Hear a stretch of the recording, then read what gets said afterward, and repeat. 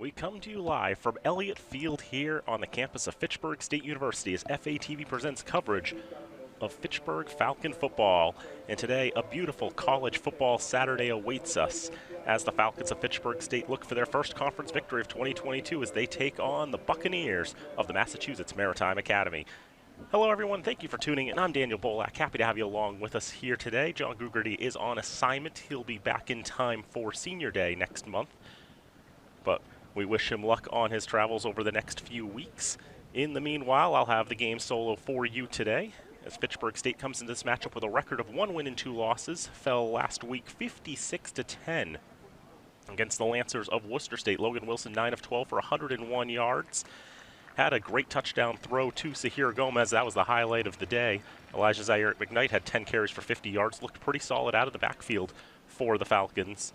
And Sebastian Burmester led the green and gold on defense with 11 tackles. Carson Russell also tacking on a 38-yard field goal. Last time the Falcons hit a 38-yard field goal, have to go back to 2015 and Chris Ludwig in the Whitelaw Bowl at Central Connecticut against Alfred. As the Falcons now take the field.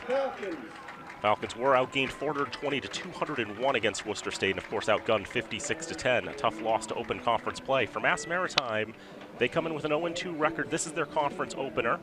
They had the bye in the first week of conference play, so they took on Anna Maria, fell 23-14, did lead 14-0 late in the first half. The Amcats got a late touchdown, and then after that, a fumble on the subsequent kickoff returned by the Amcats for a touchdown, made it 14-12 going into the half, and it was all Anna Maria in the second half to make it a 23-14 game. Mark Murphy, senior quarterback for the Buccaneers, 11 for 19, 168 yards and a touchdown. Jael Johnson, 14 carries for 47 yards, but also 3 catches for 65 yards, one of the dynamos on offense for the Buccaneers. Owen Roth had a touchdown carry. Andrew Brightman, a 40-yard touchdown catch.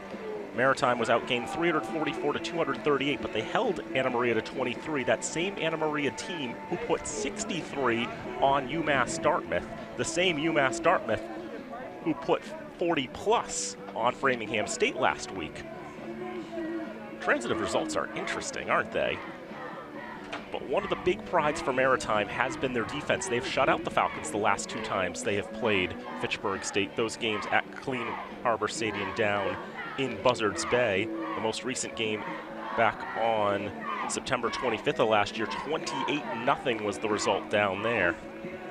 Frank Sims had 20 carries for 53 yards in that game, and Logan Wilson 4 carries for 1 yard. Not too many returners from the Falcons who put up stats of note in that contest, but of note in that game, 6 turnovers for the Falcons that day, 5 fumbles and a pick 6.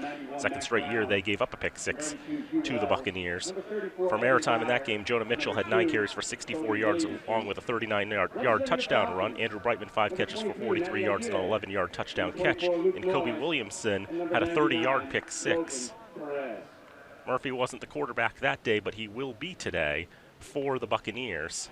And as you can see, it's going to be a color-on-color game. The Falcons in the home green uniforms with green bottoms, green helmets. Mass Maritime with the Vegas gold tops and helmets with blue pants and blue numbers. A very sharp look for the Buccaneers. Like this set of jerseys, a lot better than their previous set. But it'll make for a very good-looking game of football here at Elliott Field.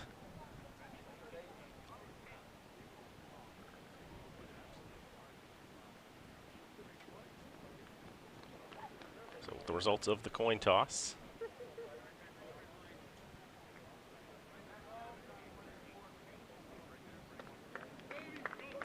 Maritime will receive to open the contest.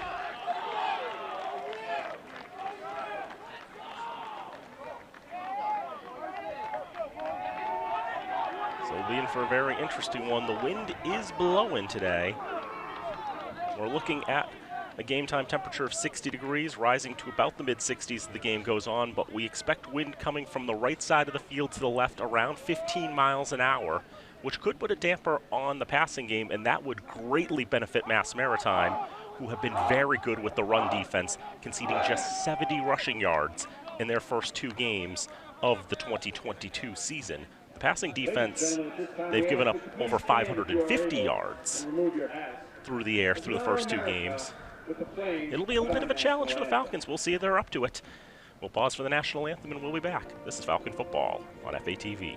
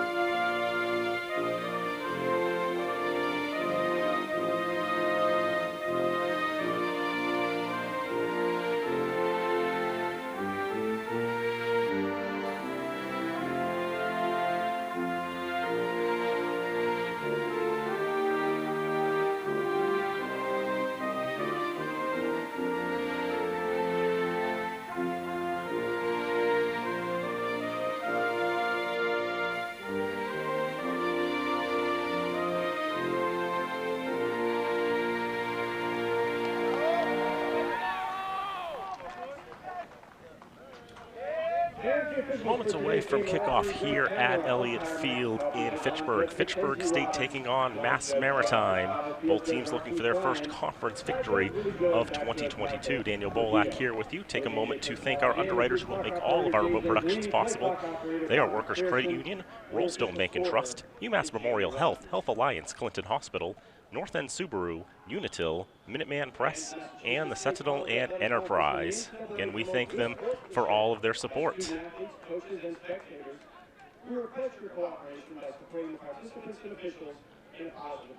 So as we mentioned, the Falcons, a very rough opening week to conference play, falling by 46 points to Worcester State. Maritime starting conference play today. They had the first week off of the season. Then their two non-conference games. They've always traditionally scheduled so that they have the first bye in conference play to accommodate a rivalry that's now gone away. We'll talk about that a little more later on. But regardless, the Falcons will go left to right in the first quarter of play. The Buccaneers will go from right to left. Carson Russell looking to kick it off for the green and gold. But we'll have a couple whistles because the ball is blown off the tee. That makes it a lot harder.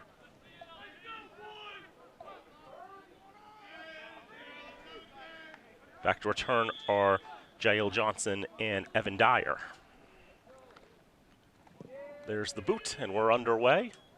It's going to take a hop on the ground, taken in at around the 11-yard line by Johnson. Going on the far side, wrapped up by a couple of Falcons just past the 30-yard line. Cameron Topkin and Devin Current looks like the two Falcons who've combined for that tackle. Buccaneers get a good return on first.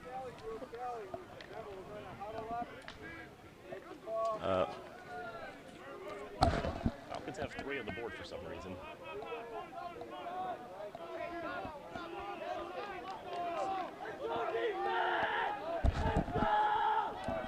So first and 10 for the Buccaneers. First snap, it's a handoff to Johnson, going around to the right side, looking to find some gaps on the far side towards the numbers. It'll be wrapped up at the 39-yard line. So starting from the 33, a solid gain on first down, give him 6. Just a simple handoff from the senior in Mark Murphy to the senior running back in Jael Johnson. 108 yards of running in the first 2 games this season. Pass out to the near side is complete. 3 Falcons to make the tackle as Andrew Brightman pulls that one in, the junior from Wareham.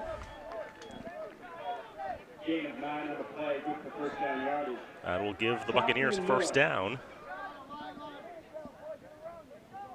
Just a quick throw out to the near side. Brightman, of course, wide open. Nobody marking him there on the line. And he's able to get a good chunk, 9 yards and a first. Give him the 49-yard line on the Fitchburg side. Johnson stutters for a moment, goes to the far side, parallel to the 50 to find some space in the right flank, and they'll get into Falcon territory, down at the 47-yard line.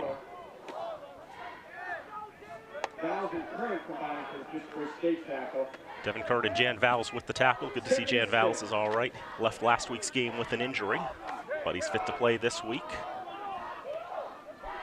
as one of the starting corners. Freshman from Worcester.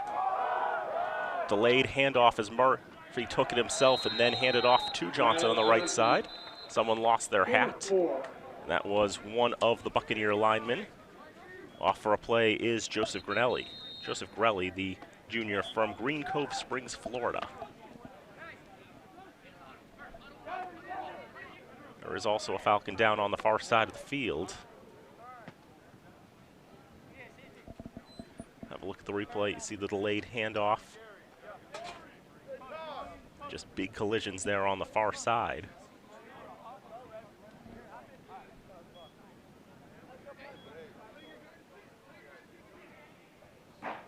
The training staff will come out to the far side of the field to attend to the downed Falcon.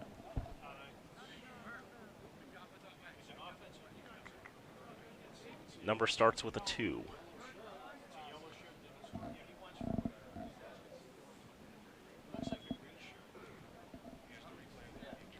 So we're going to have another look at the replay, see if we can figure out what happened here. It looks like awkwardly going to the ground.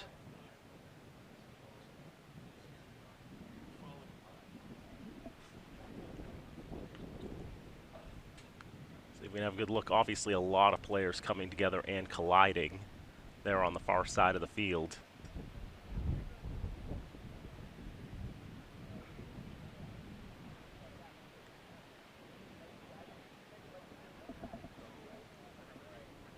Want to take a guess at the risk of speculating. They'll still tend to him on the far side.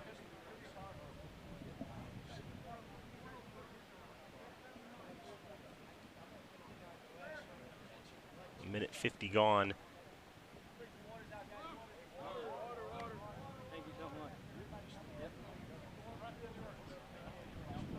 I can tell you right now, I had a guess in my head who it might have been, and if I had guessed, I would have been wrong, so that's why I'm holding my peace until I can be sure who it is. Our sources are confirming it's Devin Current who is down on the far side of the field. Junior from Springfield, Ohio. Still being tended to.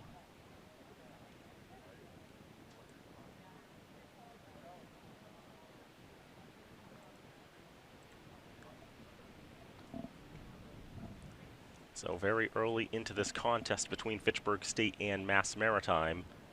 No score and already our first significant injury of the contest. You always hope it'll be the last significant injury. You'd hope there's never significant injuries. But the medical staff continues to attend to Devin Current. We talk a little bit about the conditions here today. It is a bit breezy. It was last night. It looks like it will still be. Winds around 15 miles an hour. Could put a little bit of a damper in the passing game.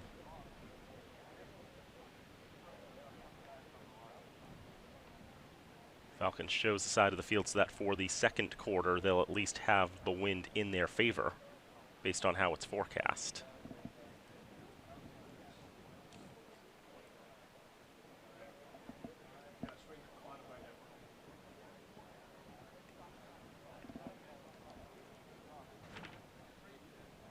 Again, they continue to tend to Devin Curran on the far side of the field, involved in the tackle of Jael Johnson on a run out to the far side. Just a lot of players coming together, and Curran landing very awkwardly. And now they're getting him up a little bit, up off his back, so you know it's not at least an injury to the neck, and that's good to see. Again, multiple trainers out to tend to him right now.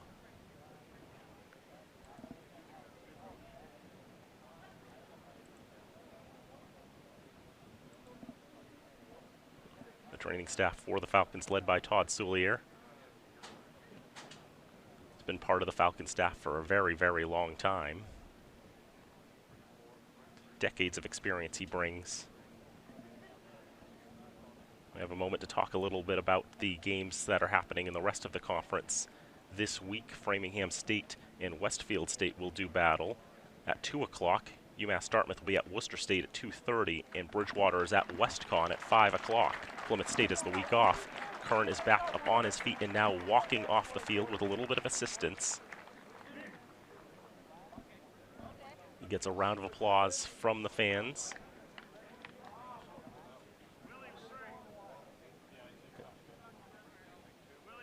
As he comes off, he's got his hands out. They're helping him off a little bit. You can see one of the Maritime trainers helping him out to the Falcon sideline, leading him off. Again, hoping the best for Devin Current, as he'll continue to receive attention here on the near side. With that, we're ready to get back to action. It's 3rd down and 2 to go for the Buccaneers on the Falcon 43-yard line. Need to get to the 41st for a first down. Mark Murphy, the quarterback, takes the snap, hands off to Johnson on the right side, trying to stand him up right at the line. May have gotten just enough for a first down. Indeed, he does. Down at the 40-yard line. Needed 2, got 3. They can stop the clock and move the chains. A fresh set of downs.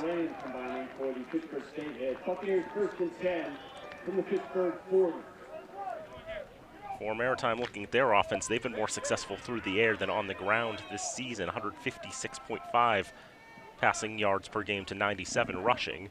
However, with the wind, probably going to be trusting the running game a little more, but Murphy with play action throws deep downfield, caught for a touchdown. Andrew Brightman wide open. Another 40-yard touchdown grab to his name, and the Buccaneers strike first.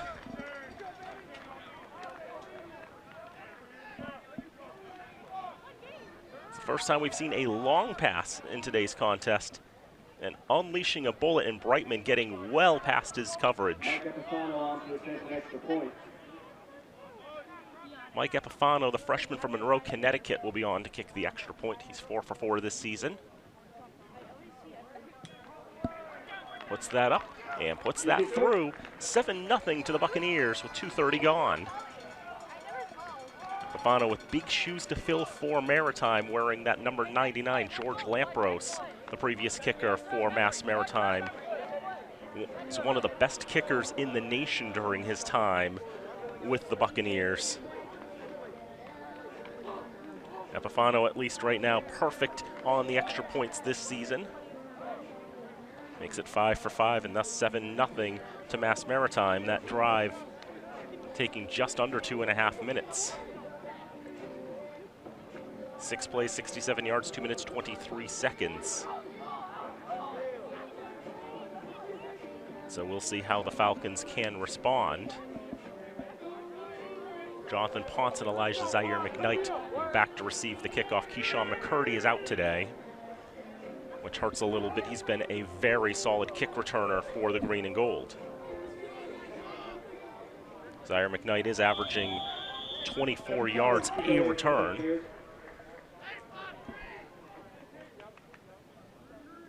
So Epifano will kick off here. It'll be just his second kickoff of the season. Spins in the air on an interesting axis, picked up around the 21-yard line. That is Ponce trying to stumble forward on the near side hash mark, gets to about the 34. Just his second return, a sophomore from Alexandria, Virginia. Solid position to start for the green and gold.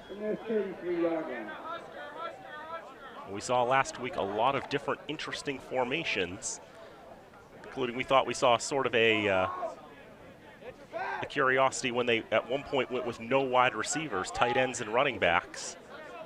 We saw last night in high school football, Shepherd Hill execute a 4 tight end, 1 running back formation to high success. Elijah Zaire McKnight on first down, trying to take the run out to the far side of the field, cut back inside. It'll be held to a gain of 2 yards on first down. Just a quick handoff, and Thomas Garland able to wrap up Zaire McKnight for a gain of 2 yards. Thomas Garland, his twin brother Connor, also on the team there, 26 and 27. Thomas wearing 27, Connor 26. Buccaneers ready to go, and ball was loose there. I think it's come out in favor of Maritime. Yes, it has. 2 plays all the Falcons will get on their first drive, and Maritime in great position to strike after the fumble and the recovery. Look at it, just a tough handoff there. Wilson trying to feed Zaire McKnight the ball. May have been trying to pull it back for an option, but they were not on the same page. Ball comes out, immediately recovered by the Buccaneers. Bad start for the Falcons. Just their 3rd fumble conceded this season, but could be a very costly one. Defense going to need to step up here. The shotgun pitch out right side. It's going to be Jonah Mitchell who will take it out to the far side. A flag comes in at the very end as they held him to a few yards, but we'll see if maybe part of the reason they held him to a few yards was illegal tactics.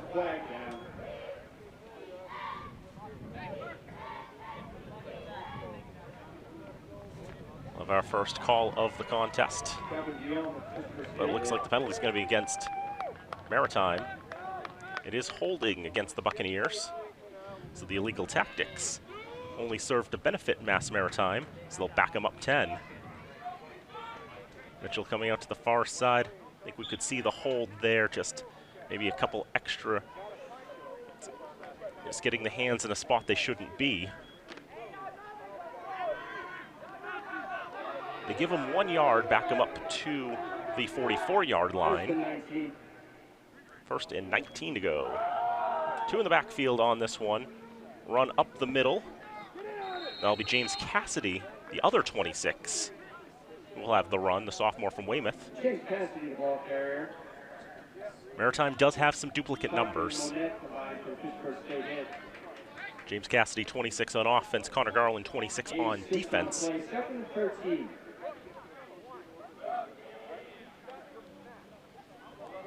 Previous hold was against Jack Mulligan.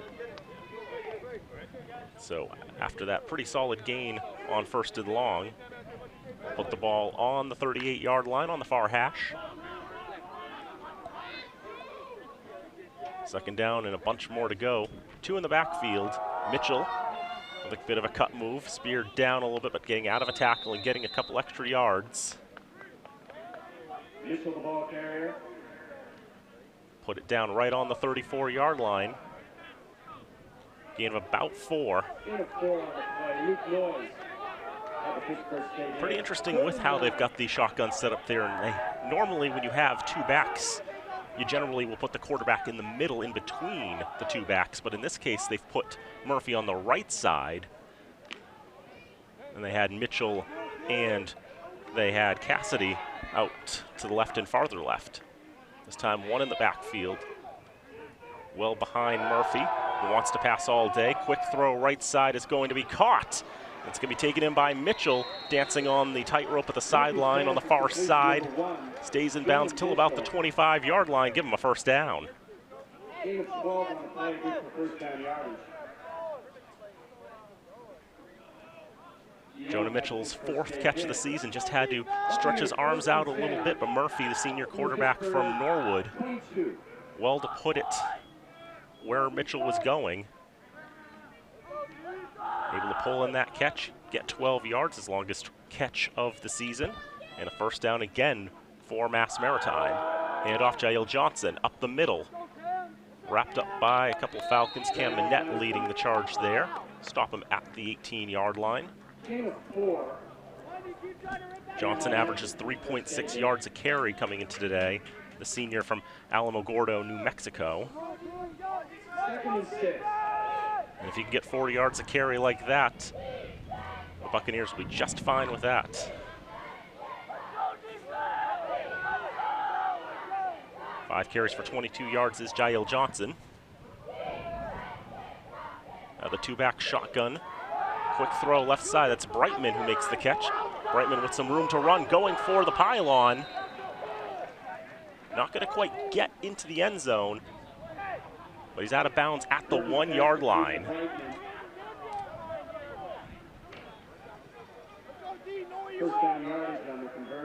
And the Buccaneers just a few feet away from getting their 2nd score of the contest. Another quick throw to the left side, a catch and run for big yardage.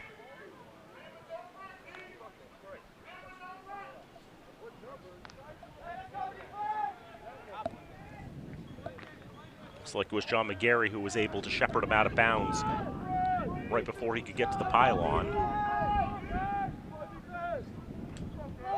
First down, and right through the middle, Jael Johnson, touchdown, Buccaneers.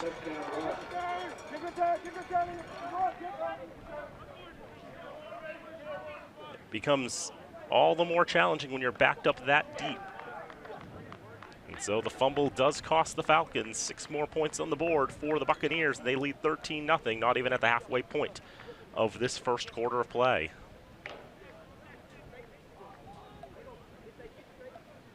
Epifano on for the extra point. Snap down, kick is up.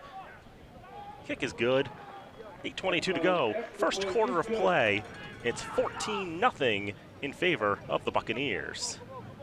So, to talk a little bit about what we were talking about with Mass Maritime scheduling, for years, their two non-conference games have been the two other Division III schools who are also Maritime schools. Those would be SUNY Maritime out in Throgs Neck, New York, and Maine Maritime up in Castine, Maine. However, Maine Maritime a couple of years ago suspended their football program. Lack of numbers, COVID issues, and other things, and also a general lack of success in recent years as well did not help with the participation numbers.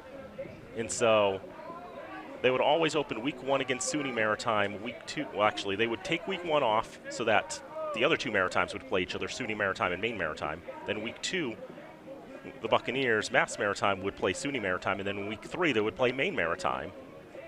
So a nice little round robin between the Maritime schools, but now that Maine Maritime's not playing ball anymore, it does leave a bit of a vacancy in the schedule. For the time being, Anna Maria has stepped up to fill that role.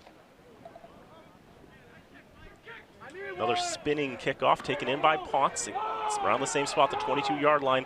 Still trying to make his way outside. Now cuts back inside. It's a little more distance than the last kickoff. And he brings it to around the 37-yard line. Ball spinning very interestingly. As the ball, as he kicks off, basically is pointed up vertically and then spinning around on its axis. Trying to make it a little more challenging for the kick returner. Ponce has been able to pull both of those in, get some solid yards. Wilson on first down, pumps, throws, left side, caught by Sayer Gomez. And Gomez just trying to dodge around all of the diving Buccaneers. Gets a couple of yards, but there is a penalty flag out there.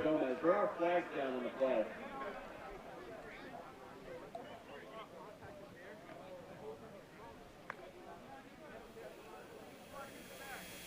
Will be holding against the Falcons. Yo, pick up the energy, let's go!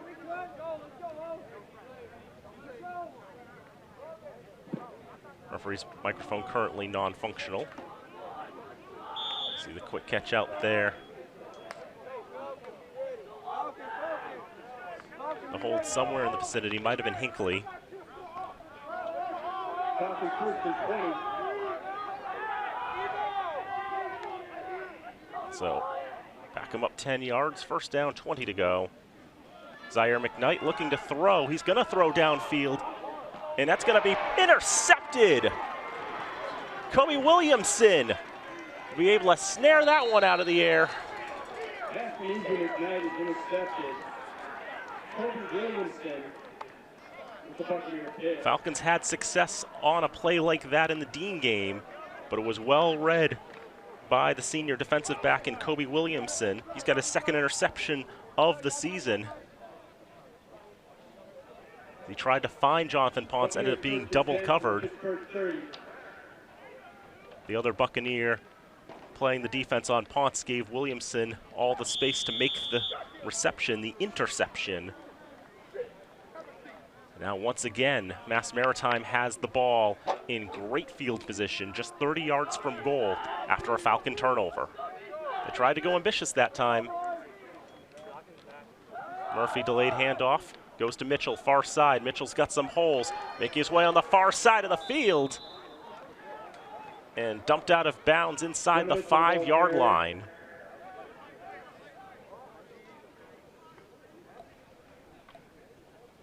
You have about Over 20 yards gained on that one, nearly put him right at the 5-yard line. A 25-yard run on first down for Jonah Mitchell, junior from Sanford, Florida.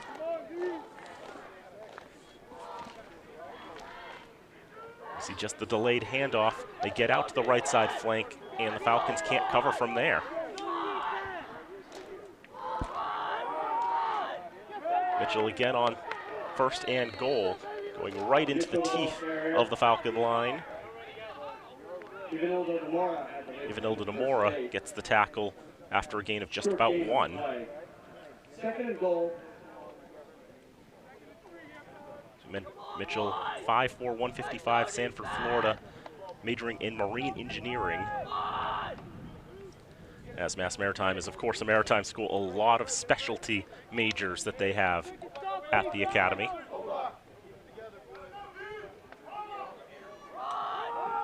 Murphy will hand it off to Mitchell again.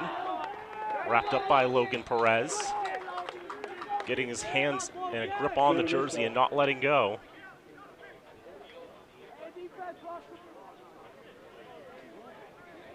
Short gain on the play. 1 yard gain Logan Perez, yet again. escape tackle. Well, 1 yard at a 34. time is not going to do it. They've got 2 more shots. 3rd and goal. Murphy looking to throw. Throws left side, and it's going to be caught. Wide open for the touchdown. Evan Dyer. 3-yard touchdown reception. Murphy. And Mass Maritime running riot in this first quarter. They've got 20 on the board. Just a quick throw out to the left side. Final Oscar attempt an extra point. The coverage not close to Dyer. Just dropped it right in the bucket on the near side of the end zone. Extra point's good. 5:47 to go, first quarter. It's Mass Maritime leading by a score of 21-0.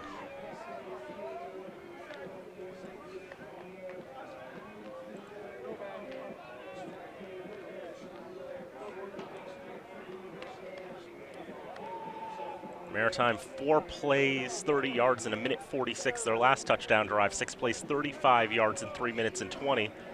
The Falcons have only had 3 plays that have counted.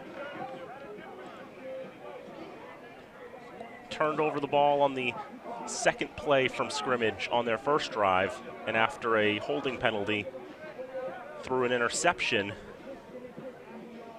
Maritime's not had a lot of distance to traverse on their last 2 drives.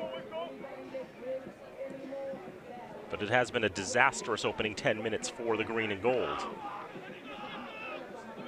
And Maritime's just making it look easy. Mark Murphy came into this game with a passing percentage of just 44%. He's 5 for 5 for 81 yards. And the receivers have been generally unbothered. Taking up the 20 whistles. Heard an appeal for offside from the crowd. But what the issue was there was that it looks like Ponce had his knee on the ground when he fielded that football. Falcon offense, 1st and 10. So the ball is killed right at that moment. There was a Buccaneer who was a step ahead at the time of the ball being kicked. Yep, knee was just down for just a brief window as he received the ball. He's trying to get his knee off the ground in time so that it wouldn't be on the ground when he took the ball in. They said it was still on the ground when he took the ball in. So from the 20, not ideal. End around. Jonathan Potts will take it on 1st and 10. He'll be wrapped up by Williamson, along with Hunter Lasserre. Williamson and Lasserre combined for Mass Maritime tackle. Big gain of a few on 1st down. And by a few, I mean 1. No gain on the play. 2nd and 10. By 1, probably not even any. The bottom of the box pointing right at the stick. 2nd down and 10 it will be. Trying to get him to jump with the clap, doesn't work. Swings it out to Quasi-Wache on the far side. Gets past the 25-yard line, but Yellow Handkerchief has been tossed onto the playing surface. What action that was incompatible with the rules of American football has been committed? Likely going to be an offensive hold. And it will be an offensive hold.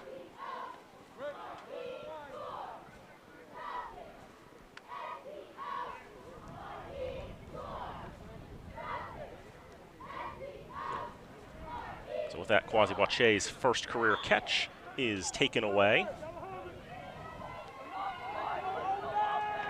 We'll have to try again. 2nd and 20. Second down, 20 to go. Penalties have not been doing the Falcons favors either. Wilson with some time in the pocket. That time's run out. And he's wrapped up around the 1 yard line.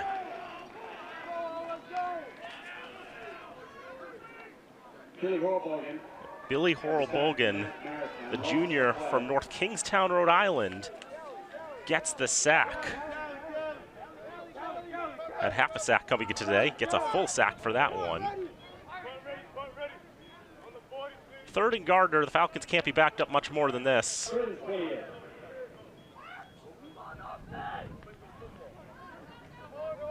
Ball spotted at the 3 yard line. They've got to get to the 31 for a first down. Play clock about to run out.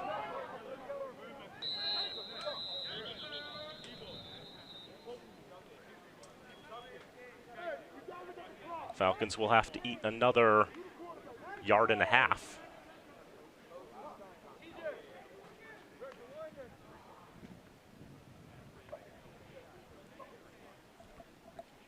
At least if you're going to commit a penalty there, it's not that damaging. Still less than ideal. Aguirre goes in motion. Goes to Zaire McKnight. Try to run it up the middle, get some yards back, just to give some room to the Falcon punting game. Ball will make it to the 9 yard line.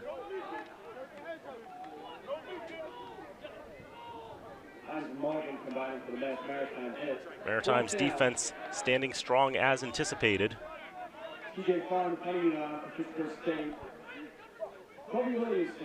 So we'll see TJ Farr out there for the first time today. Buccaneers have only returned 1 punt this season. A solid strike off the foot of Farr, but the bounce not kind, which will negate 8 yards on that kick. They'll spot it at the 42 yard line. Would have been a 40 yard punt and more if the ball had bounced kindly, but instead it bounces unkindly and will go in the books for 33 yards instead.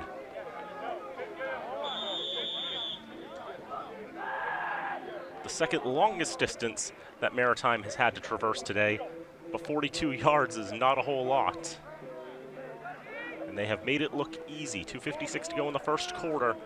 Maritime leads 21-0. Maritime in the Vegas gold. Quick throw left side. Brightman's got the catch there. That's been a solid play for Mass Maritime today. As you get that quick throw off to the flat, and the Falcons haven't had guys there that quickly, waiting for whether it be coming inside to try to shore up any run plays or what have you. Just can't get to anybody there quickly enough.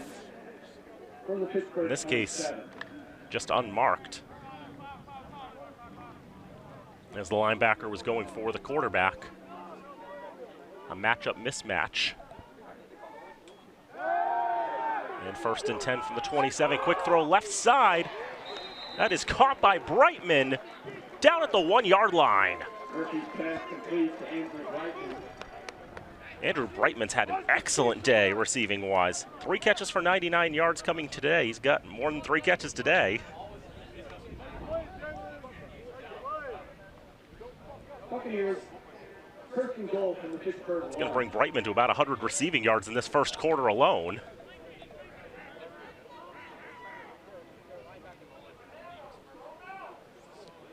So 1st and goal. Jael Johnson up the middle. Looks like he'll be stuffed at the line. Short game. Falcons D-line standing tall on 1st down. Sebastian Burmester standing him up. At least with one of the contributors to stopping it there. Under 90 seconds to go in the first quarter. Maritime knocking on the door of a 4th touchdown. Quick throw left side. Brightman will finish the job. Touchdown, Buccaneers. 1-yard touchdown reception, Murphy to Brightman. Andrew Brightman with his second touchdown reception of the contest. He's tripled his touchdown count on the campaign. Mark Murphy remains perfect as a passer today as well. 27-0. Mass Maritime in front. Brightman now 6 catches for 108 yards. Extra point is routine. Epifano looks automatic with the extra points. 1:13 to go, 1:18 to go. In the first quarter of play, Mass Maritime leads 28-0.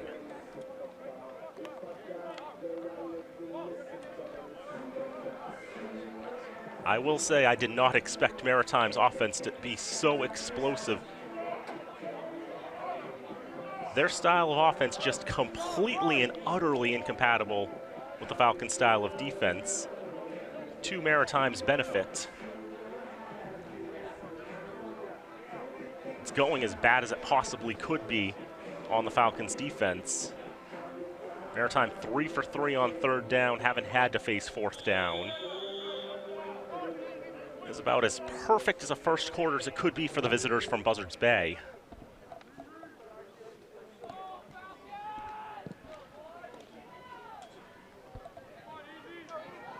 Zaire McKnight will take it at the 15-yard line. Shakes out of a diving tackle. Now cutting back inside at the 40, at the 50, and finally taken down in Buccaneer territory. Elijah Zaire McKnight giving the Falcons what they needed there, although that was a big collision there at the end of that.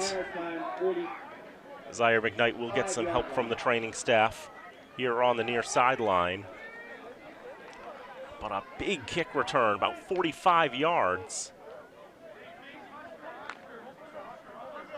It's the kicker getting involved in that, along with Evan Vieira. The Falcons will try to reward Zaire McKnight's sacrifice on 1st down. It's Wache going up the middle, but stuffed right at the line. Okay, the ball carrier. No gain. Nothing gained on 1st down. Just O'Brien applying the Mass Maritime. Flop the ball right at the 45. There's just no hole on the left side. You see Hinckley and Aguirre trying to combine to open up that hole. Just never happened.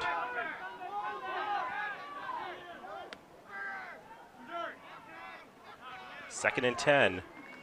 Zaire McKnight taking the snap, handing it off to Wache. 2 yards gained on 2nd down. Now, of course, we've seen Zaire McKnight throw the ball a couple of times this season, but that's the first time we've seen him take the snap. We know the Falcons are most dangerous when they can get in the hands of Elijah Zaire McKnight. But in this case, trying to see what it would look like if they just try to start by putting it in his hands.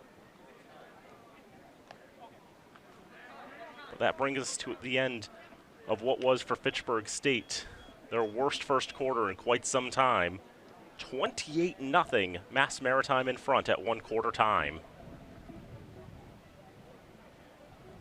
183 yards of offense for the Buccaneers in the first 15. The Falcons have 8 plays for 4 yards.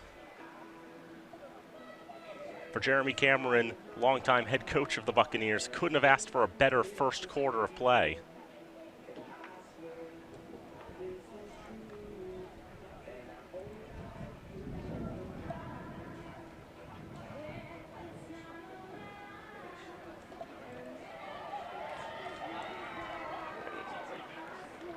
I know one of the challenges, for other teams has just been trying to get the run game going against Maritime. They'd only conceded 70 yards on the ground in the first 2 games. Falcons will have the wind a little more in their favor here in the second quarter. Thus far, the only pass they've attempted that is counted was the interception. That led to the Buccaneers' third touchdown. Zaire McKnight has 3 carries for 9 yards and the great kick return. Now let's see what the Falcons have for 3rd and 8. Snap will go to Zaire McKnight. Makes some quick moves, gets the first down, past the 30. So as we said, the idea of just put it directly into the hands of Elijah Zaire McKnight and see if he can do something with it. He very much can do something with it. A good block by Boache. And just like that, the Falcons get 18 yards. Zaire McKnight tripling his run total from the first quarter.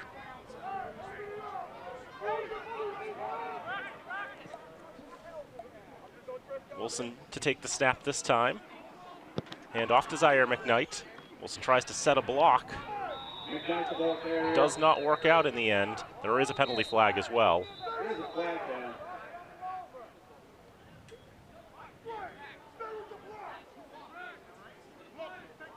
Originally a stop for no gain.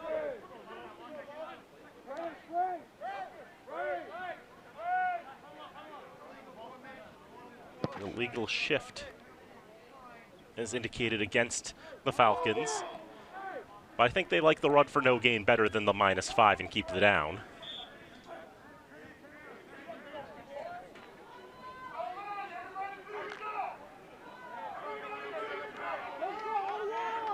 But 3 different Buccaneers and a 4th joining in to make that stop. Zaire McKnight to take the snap and whistles. We'll stop the play here. Poor line work has been indicated. We'll confirm who jumped first. It's going to be offside against Maritime. Falcons will happily take that penalty. Second penalty against Maritime today.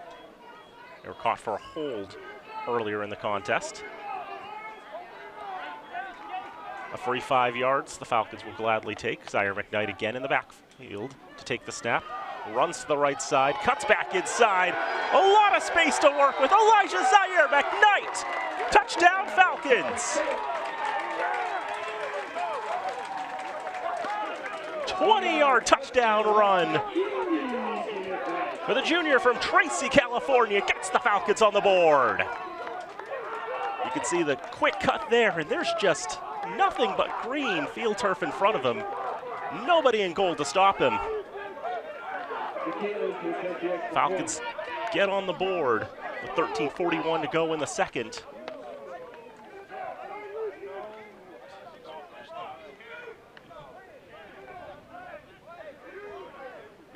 Extra point line drive is through by Linnea DeKeel.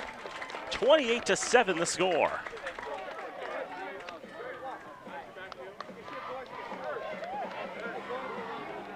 And you can see standing up there, a very boisterous Falcon fan, the father of Elijah Zaire McKnight, we've been told, making the trip out from San Francisco to watch his son play. He's very happy with what he's seen out of his son today. One of the dynamos of the Falcon offense.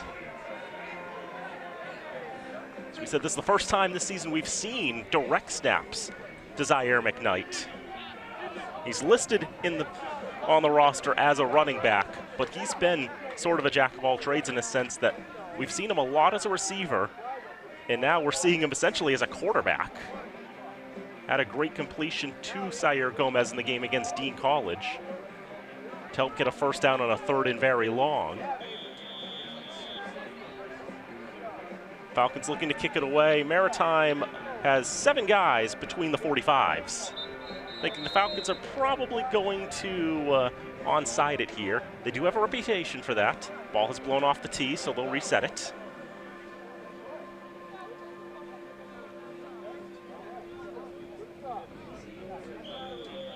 And they're definitely setting up like they want to onside it. Looking at the football. Everyone's going to get in position.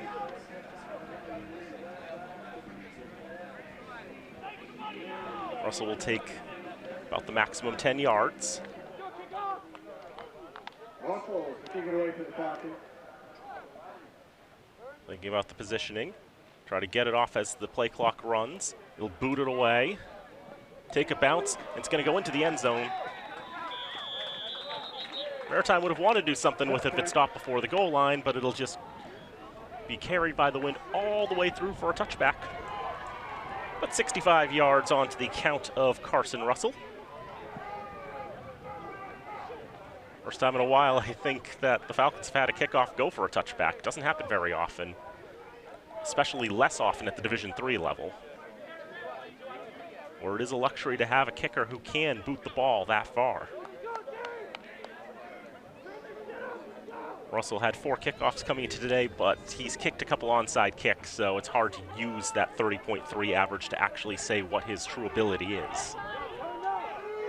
Maritime will actually have to traverse basically the traditional amount of yardage. 75 yards from goal are the Buccaneers, up 28-7. First down, Murphy throws out left side. That is complete.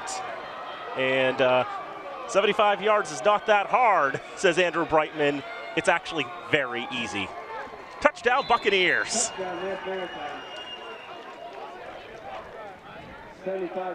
What a day for Andrew Brightman, his 3rd touchdown of the game.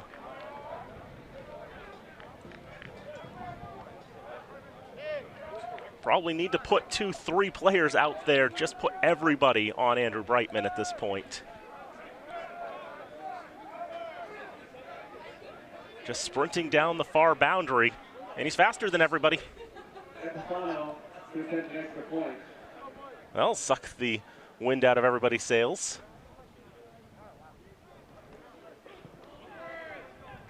Extra points up and good. 35-7, Mass Maritime in front.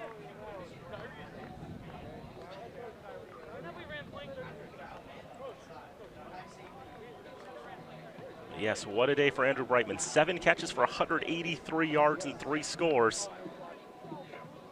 Forget MassCAC Player of the Week. He's got a good argument for the D3 football Team of the Week at this point. And he's done that in less than 20 minutes of football. The Maritime's got 35 first half points. It's probably been a good while since they've put that many on the board in the first half of play. Their first 2 games of the season lost 17-14 to SUNY Maritime, 23-14 to Anna Maria. Last season they were 4-6, 3-5 in conference play. Just to show how strong Maritime's defense was last season, there was only 1 game in which either team got past 30 points, and that was the last game of the season, which Bridgewater put 35 on them. Maritime's high last season was 28 against Fitchburg State, so they've already exceeded that.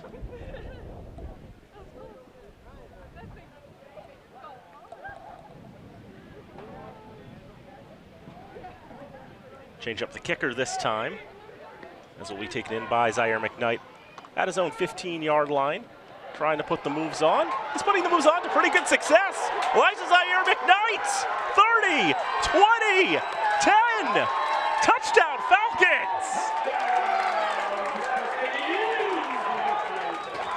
Well then,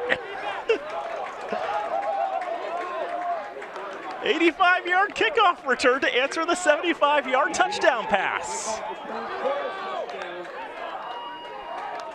It has suddenly turned into a track meet.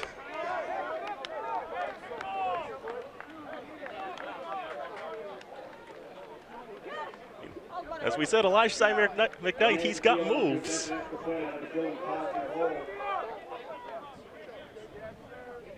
A couple of cuts, and he's faster than everybody else.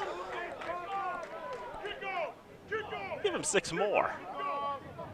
Linnea DeKeel for the extra point. Snap down, kick is up. Kick is no good, miss to the left. 13-13 to go in the second quarter. 35-13, Maritime in front. I don't think anybody saw the 75-yard touchdown catch coming. I don't think anybody saw the 85-yard kickoff return for a touchdown coming.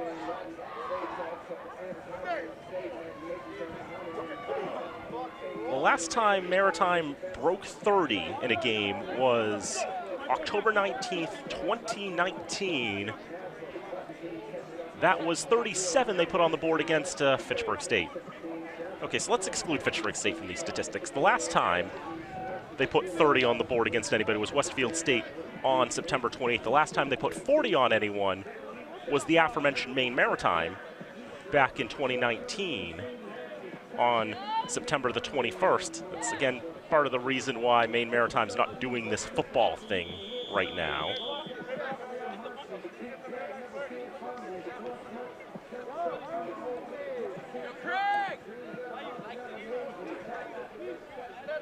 So now the Falcons will try the onside kick, see if they can pooch it over everybody, but it is hauled in on the near side. They're able to recover the onside kick. Kevin Paul, junior defensive back from Plymouth. Don't have to go too far, just a little bit down Route 3. Able to pull that in, just try to boot it a bit over all of those Buccaneers, see if they can win the foot race to the football, but Paul able to track it well. Ball goes to the Buccaneer 44-yard line, and it would be one of the longer drives if Maritime were to score on it.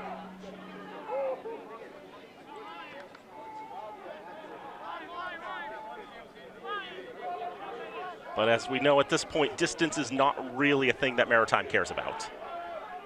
What really matters is finding number 10 and putting all the guys on him. Play clock's run out.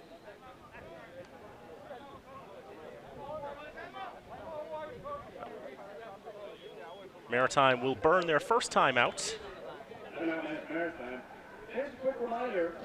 We'll be supporting the Fitchburg State University softball team with each person from the concession stand on the upper level today. A variety of drinks. So 13-11 to go, second quarter. 35 for Mass Maritime, 13 for Fitchburg State. 258 yards of total offense for Mass Maritime, 42 for the Falcons. The Falcons have multiple scores, mainly by way of the Elijah Zaire McKnight show. 6 carries for 47 yards and a touchdown, the 85-yard kickoff return for a touchdown. It's been a while since the last time the Falcons had a kickoff return for a touchdown. I think might have to go back to Philip St. Just.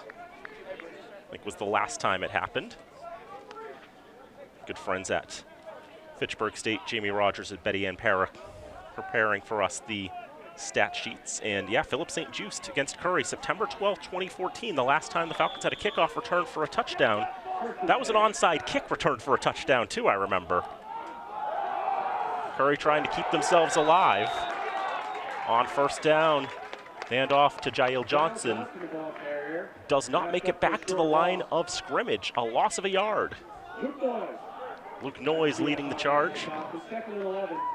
And off there, and Noyes just reads his man, able to disengage from Luke Maffeo, who was engaged in battle with him, and wrap up Johnson for a loss of a yard.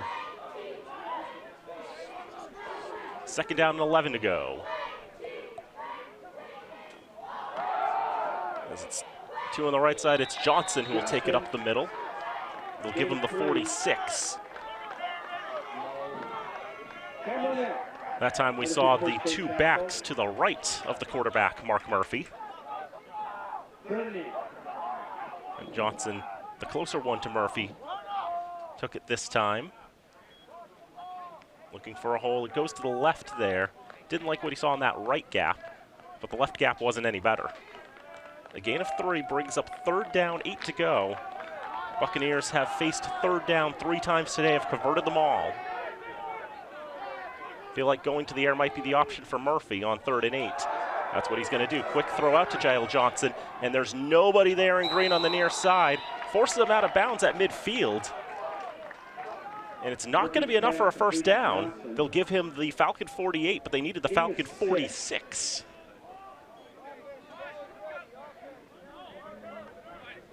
John McGarry stepping up to make the stop. And it looks like Maritime's going to punt for the first time today. Jack Mulligan is the punter. And he's got the ability to pin teams in deep. He's got 5 kicks inside the 20. He averages 42 yards a punt.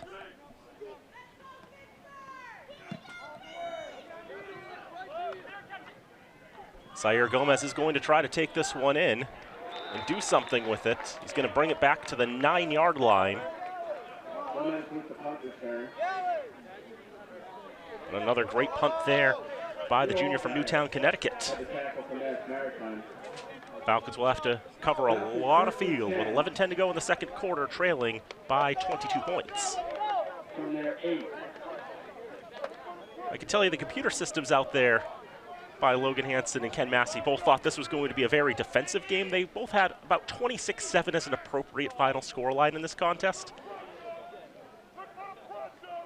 I don't think they accept betting on Division III football, but if they did and you bet the over, you already won. Congratulations. 1st and 10 from the Falcon 9. Zaire McKnight remains the quarterback. It's going to take some getting used to say. Takes the handoff to Boache, looking for a hole on the right side, but swallowed up by the Buccaneers. Looks like a gain of 2. Gain of 2 on the play.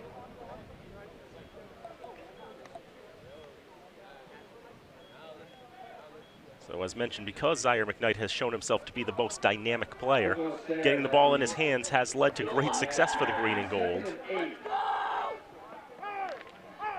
First time in a little while we saw the Falcons run a scrimmage play after the kickoff return for the touchdown. 2 drives for Mass Maritime in the middle of all that. Delayed handoff to Boache, and Mulligan wrapping him up immediately. Jack Mulligan isn't just a punter. He is a defensive back, 6'4", 220. And stepping up there to stop Boache. Significant loss on 2nd down, puts the ball at the 8-yard line. Now we've passed a third of this football game gone with 48 points already on the board. 3rd down, Zaire McKnight quickly running. Look, a couple of great cuts there. And he gets it past the 20-yard line. Give him the 1st down.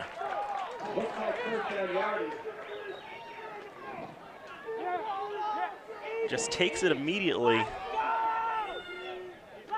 And he was going to run all the way, run all day. Found the gaps to exploit. And a 15-yard run for Elijah Zaire McKnight. TJ Farr takes the field now. But he is not lining up as a quarterback. He splits out as a receiver.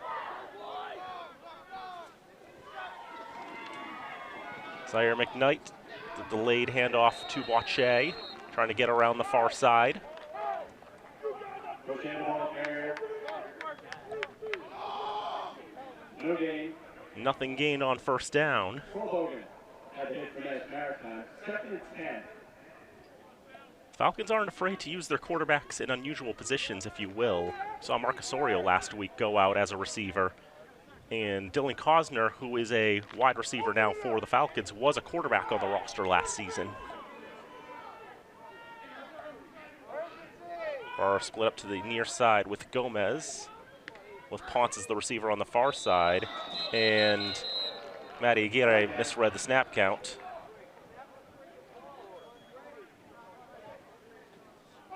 Minus 5 yards. 8:30 to go, second quarter, 35 for Mass Maritime, 13 for Fitchburg State. A very interesting second quarter of play.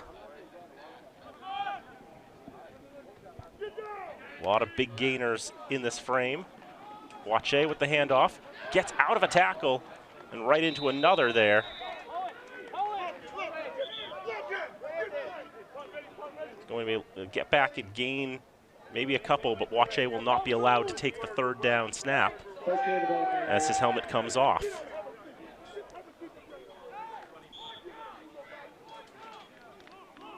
Just able to get out of that tackle there. Nick Flowers, Pearl Bogan, who had him wrapped up, but then he comes right into the hands of Sam Mead, the senior from Dodge City, Kansas. 3rd and long. 3rd and 15. Zaire McKnight will fake it, wants to get a quick jump pass off. It is caught. Brandon Cohen makes the catch. McCoy's pass is complete. It's not going to be a gain for enough for a first down. With that reception for the Falcons. You can see Zaire McKnight, I think, wanted to run with it. But the line blew up pretty much immediately, had very little chance. Bogan able to put on the pressure quickly, so Zaire McKnight has to get a quick jump pass off, and Cohen is right there to pull it in, but wrapped up quickly enough. Zaire McKnight will come out as a gunner out to the far side as TJ Farr looks to punt it. Scramble to the right, get the rugby punt off. Sails in the air, buffed at the 40! Quasi Boache has the football!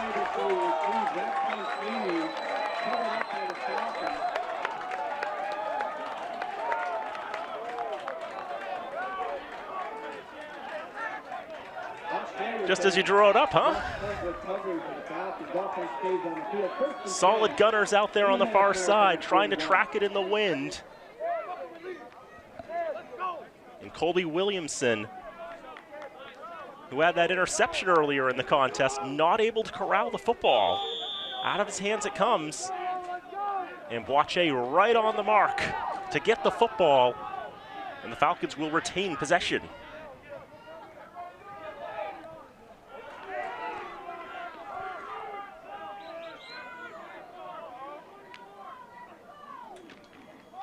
First down, Logan Wilson back in as quarterback throws left side. Contested for incomplete. Looked like Jonathan Ponce wasn't able to get the grasp on the football that he would have liked. There is a penalty flag on the field as well.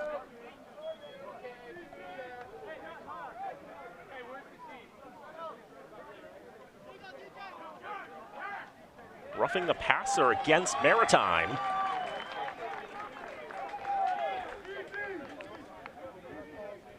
Back-to-back errors by Maritime. Now the Falcons have it 26 yards from goal. Wasn't able to see it there, but if Wilson took contact after he released the ball with what you could see, that was clearly going to be illegal.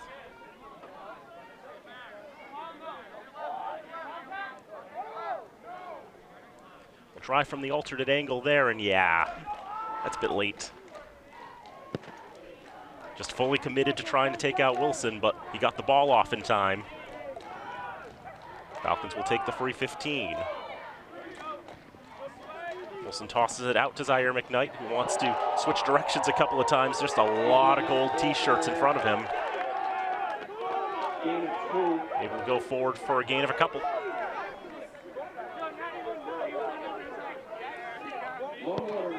When half the defense is waiting for you, it's hard to really, no number of cut moves is really going to fix that. A lot of different players in gold shirts ready to tackle Zaire McKnight. They know the offense is running through him right now. He'll remain to the left of Logan Wilson. 6:11 to go in the second quarter play. Wilson throws right side. That's in and out of the hands of Boache. And I think he knows he should have had that one. Pass ball incomplete. Boache, the intended receiver. 38. Gets the throw out to the right side, and Boache just cannot pull in the football. Wilson finds him in the worst spot in the world, right in the hands, and so it'll bring up third down. Falcons 2 for 4 on third down today. Have to be in 4-down territory at this point. Wilson wants to pass again, just gets the pass off in time, intercepted. And that was the Twins at work there, setting that up. The rushed pass, thanks to the pressure by Thomas Garland, and Connor Garland gets the interception. Brings an end to the drive just like that, and now Maritime does have the ball back. The arm punt will pin them fairly deep, but the Falcons would much rather still have the football.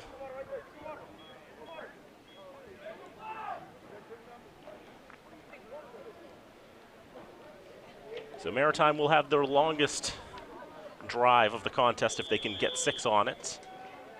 as they start from their own 15-yard line. And again, we said that when they were starting from their own 25, and look what happened there. First down, it'll be Mitchell trying to cut back inside as he was looking to go to the right side and then looking for a gap at the line. Nothing found there. No gain on first down for the junior from Florida.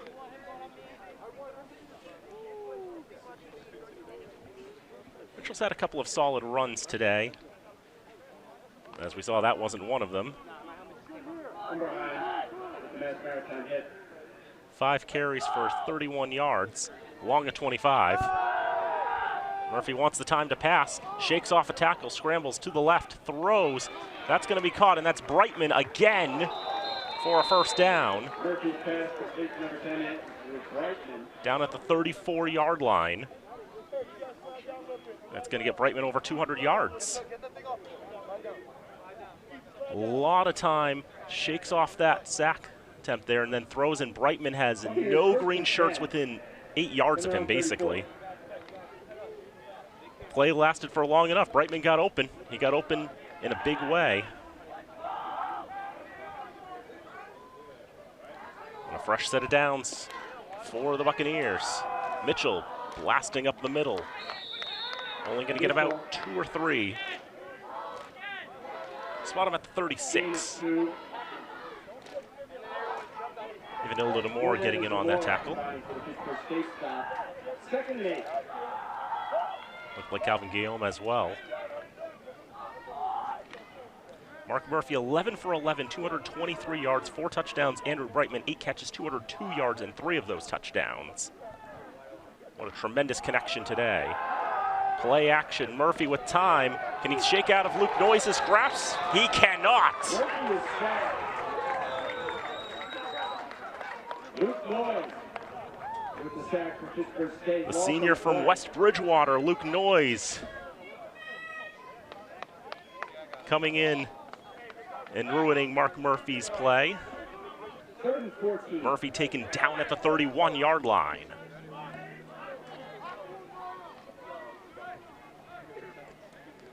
Big stop there for the senior. Might be the longest 3rd down that Maritime's had to deal with, and I think they're content to run some clock down here as they are not interested in getting a playoff as the play clock runs down 2 and 1, and they'll take a timeout. With 3:19 to go in the first half of play, Maritime leads 35-13.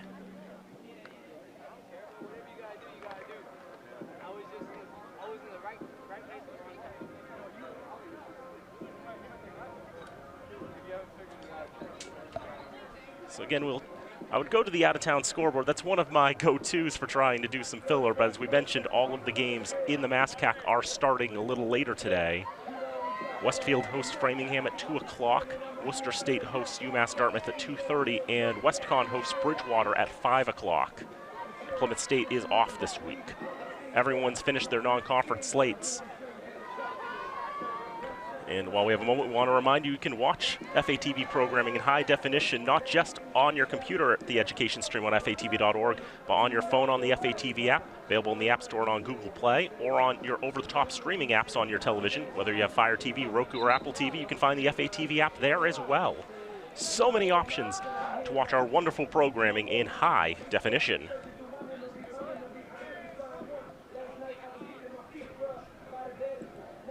Third and a bunch for Maritime from their own 31-yard line.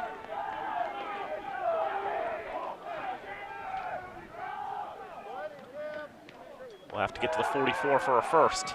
Murphy with time again, throws near side. That's going to be caught. It's going to be a first down. Past midfield, Evan Dyer, the senior from East Bridgewater. Probably took offense to that last stop from Luke Noyes, the senior from West Bridgewater. Able to haul that in. Well read by Dyer to get open and get past midfield. Down at the Falcon 46-yard line. Murphy remains perfect on the day. Up the middle, Jael Johnson. Past the 40-yard line, down close to the Falcon 35. Another first down for Mass Maritime. It'll be their 15th of the day. And already over 300 yards of offense. It's probably been a long time. Maybe that Maritime game years ago against Maine Maritime might be the last time they've had that much offense that quickly. End around, Dyer takes it, going out to the far side at the 30, now to the 25. Still on his feet at the 20, inside there, and finally forced out of bounds at the 15-yard line. First carry of the season for Evan Dyer, and it's a pretty good one. There's a player hurt on the far side of the field. It's Jalen Miller.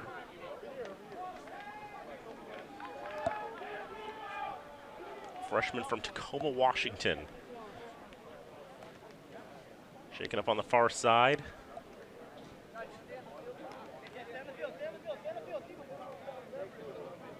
Sounds like an ankle injury there to Miller.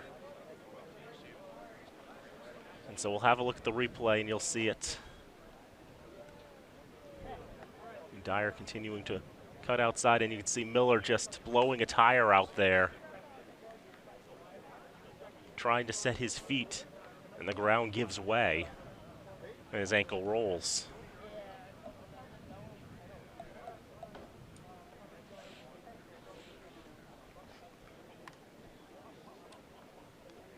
The turf monster claiming a victim in a quite unfortunate way.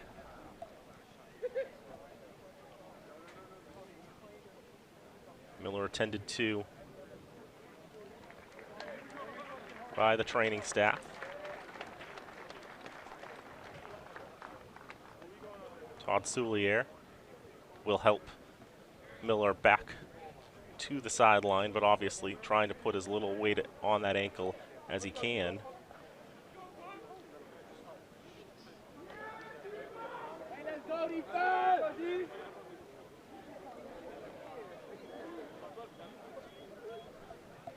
We'll look at it again.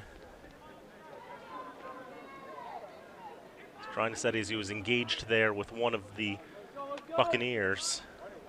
Just set his foot awkwardly. Ball is placed on the 12-yard line with 2:15 to go in the first half of play. It's Miller now trying to walk it off under his own power.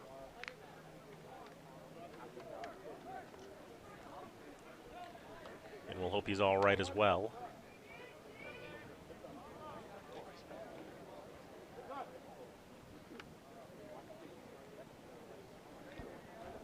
So once he's made his way off the field, we'll return to play. Not like a rugby match where they can tend to players on the field who are down. It's a much larger field to deal with. Miller's back safely on the Falcons sideline. 12 yards from goal are the Buccaneers, looking for a 6th touchdown in this first half of play. 135 ticks of the clock remaining. Quick throw out left side is caught by Johnson. He'll be knocked down inbounds at the 8-yard line. Murphy now 13 for 13 on the day as Johnson gets his 2nd reception. They're not afraid to throw to the senior from New Mexico. 5 catches for 78 yards coming to today.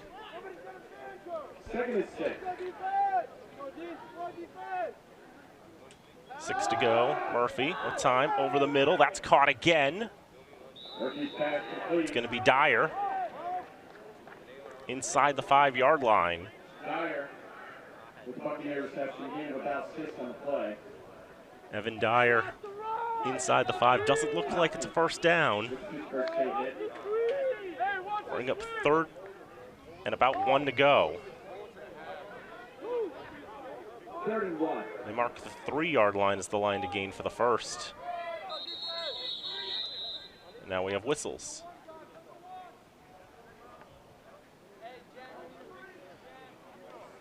Maritime is going to call the timeout with 55.6 to go in the first half.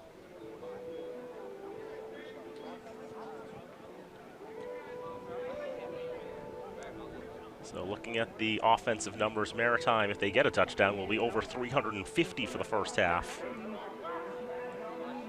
And a darn good performance in the first half of this game from Maritime. Fitchburg held to just 4 first downs and only 20 plays and 60 yards of offense. They've also turned the ball over 3 times.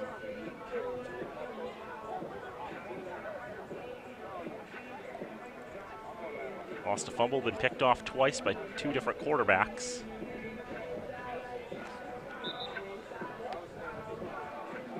You see Jalen Miller continuing to be tended to on the near sideline by head athletic trainer Todd Soulier.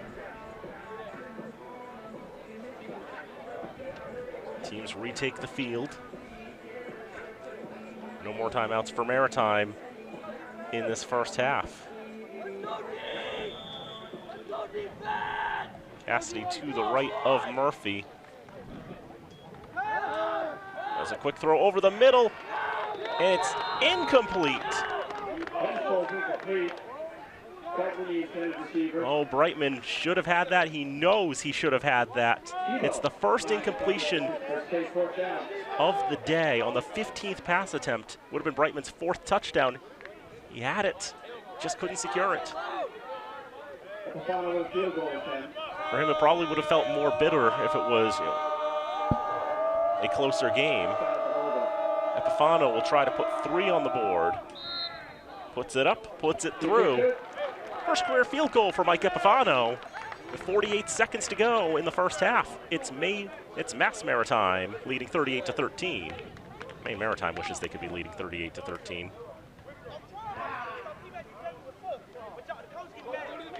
Falcons are expected to get the kickoff to start the second half of play. We'll see, based on the kick return, if there's anything that they can do in the last 48 seconds. So, Epifano had the 20-yard field goal. I mean, he's been so automatic on the extra points. It's basically another extra point, except this one's worth 3 points, and that's what Epifano got. I don't know what the record is for most completions to open a contest before an incompletion. I know that nobody has ever thrown at least 10 passes in a D3 game and had 100% passing percentage. But a great start, a great first half for Mark Murphy, the senior from Norwood, just finding his targets. As we mentioned, he was 21 for 48 coming into today.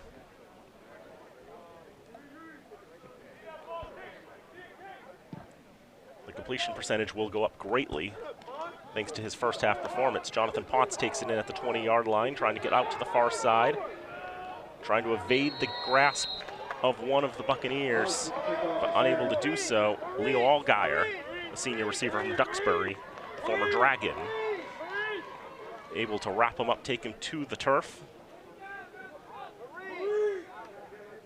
We'll see if the Falcons feel if it's worth having him go. Falcons first and 10 from their own 26. 74 yards required in a shade under 40 seconds. Falcons do have all 3 of their timeouts. If they want to take a knee and go to halftime, Maritime can't stop them from doing so. But the Falcons, I think, will take a shot at least at it, down by 25 points. There's not a whole lot to lose. Under center is Wilson, gets the handoff to Zaire McKnight. No holes opening up on the line. Nothing gained on first down. Second and 10.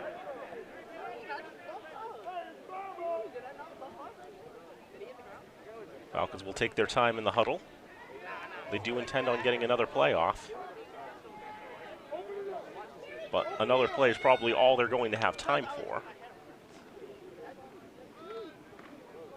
Let's give it to Zaire McKnight and see if he can do something.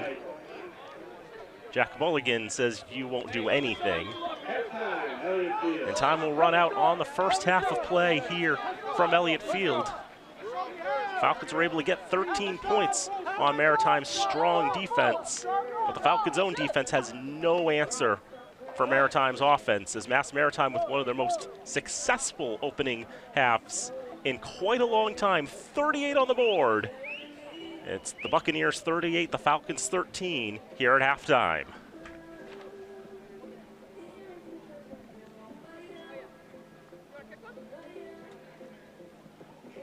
It's hard to come up with a lot of other analysis besides that, but Maritime has just done so well in moving the football. They have made it look so easy. Again, Murphy, who came into the game with a 44% completion percentage, completes his first 14 passes for 255 yards. That's FF in hexadecimal. And finds 4 touchdowns, 3 to Andrew Brightman, who more than triples his receiving yardage on the first 2 games. He had 99 coming in, 202 today on 8 catches, including that 75-yard catch and run for his 3rd touchdown, easily his most spectacular. Evan Dyer, 3 for 30 and a touchdown as well. J.L. Johnson, 10 for 36 on the ground, leading rusher for the Buccaneers. Elijah Zaire McKnight, 11 carries for 67 yards, along with 20 and a touchdown. The other backs for the Falcons have combined for negative yardage on the ground. And the Falcons 1 for 4 completion-wise, 1 completion and 2 interceptions. On all 3 of those turnovers turned into points, 17 points for Maritime on the 3 Falcon turnovers. So that was a very interesting first 30 minutes of football, and we'll see what the next 30 minutes of football brings us. But first, we've got to wait about 20 minutes or so. And so we'll take the break here at Elliott Field. It's Fitchburg State 13, Maritime 38. Halftime at Elliott Field. You're watching Falcon football on College Football Saturday here on FATV.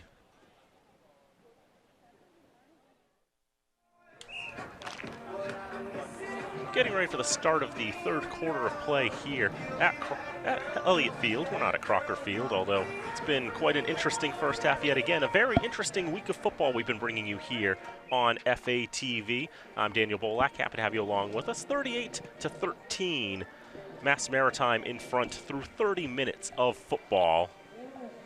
And it's been a very, very interesting game. Mark Murphy for the Buccaneers starting out, completing his first 14 passes for 255 yards. 4 touchdowns in the first quarter of play. Probably could have had a 5th. The one incompletion was a drop that probably could have been a touchdown too. Buccaneers had to settle for a field goal on that particular drive. For the Falcons, it's been a little challenging getting the offense going. Only 61 yards of total offense in the first half. But they do have 2 touchdowns from Elijah Zaire McKnight, a 20-yard touchdown run. And then after Andrew Brightman responded with a 75-yard catch and run for the Buccaneers for his 3rd touchdown of the contest, Elijah Zaire McKnight returned the subsequent kickoff 85 yards for 6 more points. It's been very interesting. The Buccaneers 348 yards of offense, again led by the passing game. They've been able to make that work. The Falcons have had to do mostly on the ground. We mentioned that the Buccaneers have held their opponents to 70 yards of offense on the ground in the first 2 games of the season. And yet for today, through 1 half of play, they've already conceded a decent chunk, 67 from Zaire McKnight, 1 from Jonathan Ponce, -2 for Kwasi Boache, and -8 for Logan Wilson on a sack. The passing game hasn't worked for the green and gold. Logan Wilson has attempted 2 passes, 1 was picked off. Elijah Zaire McKnight has attempted 2 passes, 1 was completed, the other was picked off as well. And they have been trying some different personnel looks again, as they have been, trying to change up the playbook, trying to keep their opposition off balance. We know in the past the Falcons ran the flex bone a lot. Here is the touchdown run by Elijah Zaire McKnight. You see that cut out to the left side, and there's a lot of turf in front to run. And that put the Falcons on the board after Maritime had about a perfect first quarter, 28 points in a row. And then on that kickoff, as we mentioned, there is Zaire McKnight making the moves to get gone. 85 yards he traveled to put 6 more on the board. the most explosive member of the Falcons offense. So those have been the bright spots for the Falcons today. But the challenge has just been stopping Maritime. The offense has been clicking, and they've been able to consistently find Andrew Brightman open. 8 catches for 202 yards and 3 touchdowns in the first half. We're getting ready to start the third quarter. Mike Epifano to kick off. Zaire McKnight and Jonathan Potts back there to return it. Actually, Kwasi Boache was back there to return it. The wind going from right to left carries that ball into the end zone for a touchback.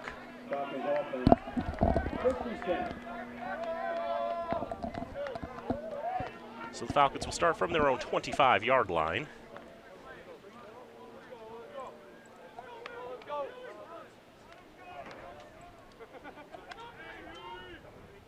And so the Falcons have been going back and forth between Logan Wilson and Elijah Zaire McKnight as the quarterback, essentially. We also see Frank Sims coming out onto the field, really for the first time today. So Sims will line up to the left of Zaire McKnight, who will look to take the snap. He'll try to run it up to the left side. Zaire McKnight trying to keep it, find an opening on the left side. They just surge the left side of the line, and Zaire McKnight doesn't look like he's able to get back to the line of scrimmage. Have a look at it again from this angle. You see, it looks like there's a bit of an opening, but then it's a great tracking there by the Buccaneers, and Nicholas Ford able to make the tackle.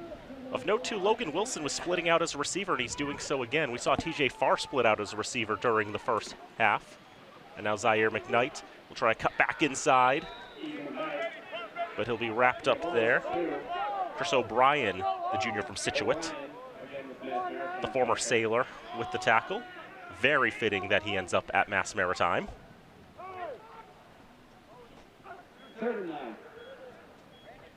There's no question that Zaire McKnight has been the best runner on the day for the Falcons.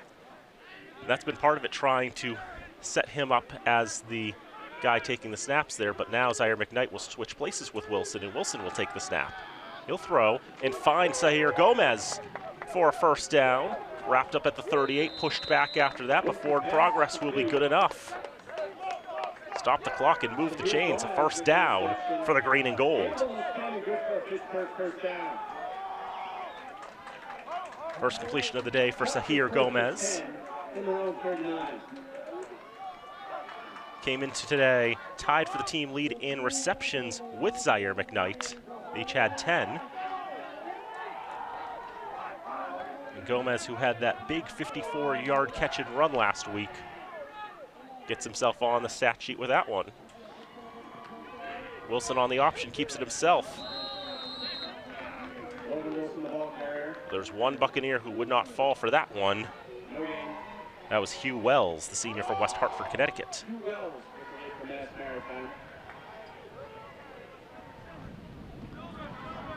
Wilson just trying to make his way to the right side.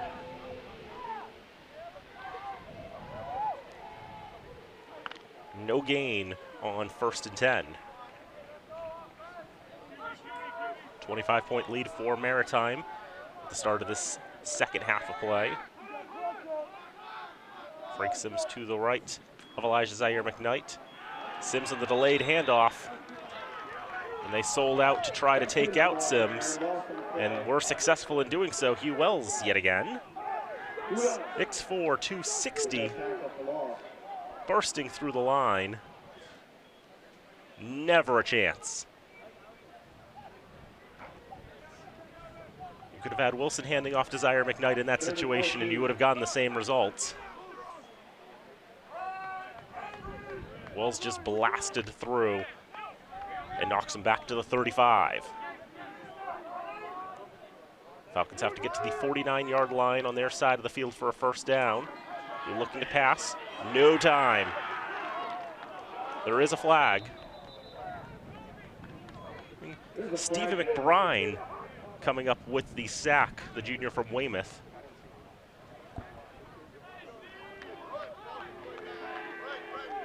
That's exactly what it is.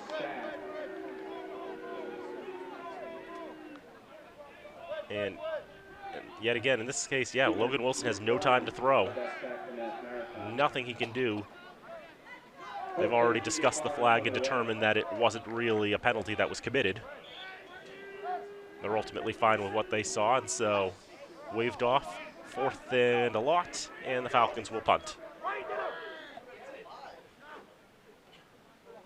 TJ Farr back in, averaging 36 yards a punt. Gets this one away against the wind. And Kobe Williamson, who's already muffed a punt in this contest, will not take any chances. Falcons will let it be down at the 27-yard line, a good punt. There is a penalty flag out there for some presumably jostling well away from the football.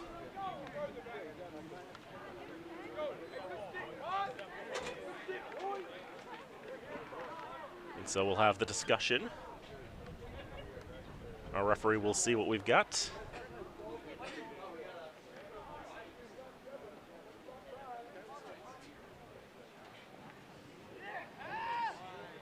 It is a block in the back against Maritime. Tack on 10 more yards to the result of that punt.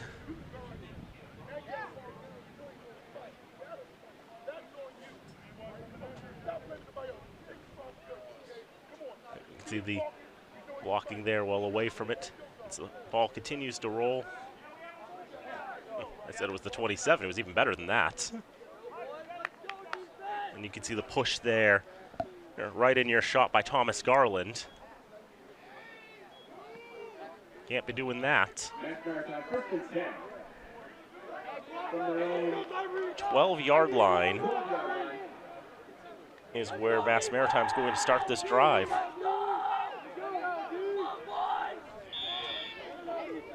See, Mass Maritime operates out of the shotgun with 2 backs to the left of Murphy. Slightly unconventional. J.L. Johnson with the carry on 1st down. Not a whole lot of success on 1st down there. Couldn't find any openings on the far side of the field. It hit a little Mora after shaking off the tackle from Sebastian Burmester.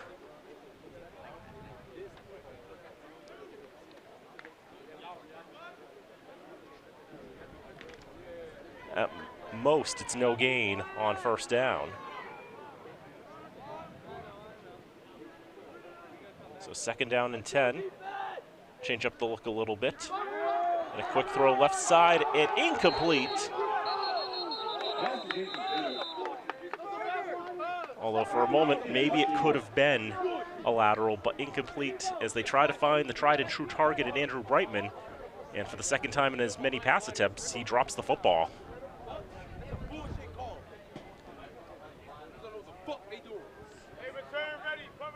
He throws it from the 6-yard line, and I think that's a forward pass. I don't have any problem with calling that a forward pass. It'll be 3rd down and 10.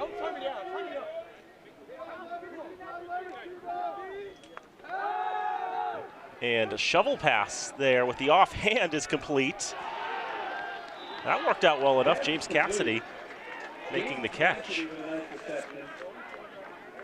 And that was not what anyone really would have expected. I mean, Murphy took the snap and immediately looked to his right.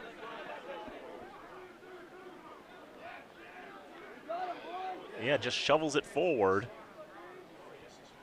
They're on the right side. And the sophomore from Weymouth and James Cassidy able to take that reception and get a 1st down out of it.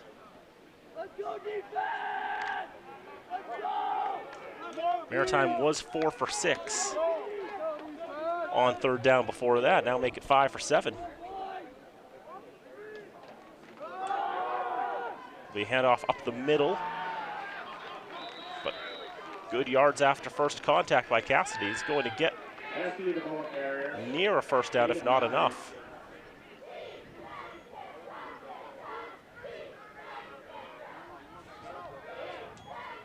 They're looking at 2nd and, nope, good enough. Just looking at where the line chain had, they thought it was going to be 2nd down, had a second look at it, and it's like, yeah, that's good enough. Give them a fresh set of downs. To the 39-yard line it goes, 10 yards for the offensive number 26. Both 26s making an impact in today's game. Throw out to Brightman, caught, 9th reception of the day. Gets past midfield. Interesting in the way he was holding on to the football. Obviously has a good grasp of it. 6'3", 195. Holding it solidly with his hands stretched out a bit outside. I do not know if they actually track most consecutive completions in a game before the first incompletion. We can tell you the most consecutive passes completed at any contest is 24. It was actually done by a Mascat quarterback quite recently. That answer coming in a moment. Second down, Jonah Mitchell, play action, throws downfield, incomplete. Trying to hit the home run pass to Brightman. Play action played me out. May have played the Falcons out, but Murphy just puts too much zip on that football. And with the pressure there by Monette. Just the quick ball downfield. Zaire Tebow had the coverage. And Falcons are a bit discombobulated.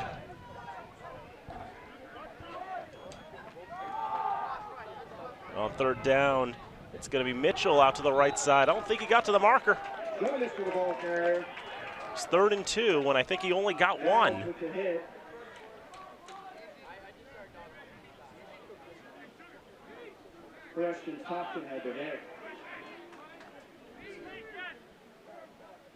And spot it 4th and short. Gain of almost 2 on the play brings up 4th and short for the Buccaneers. Might be worth going for it. It's less than a yard to gain. Spotted between the 48 and 49, and they've got to get to the 49, and they will go for it.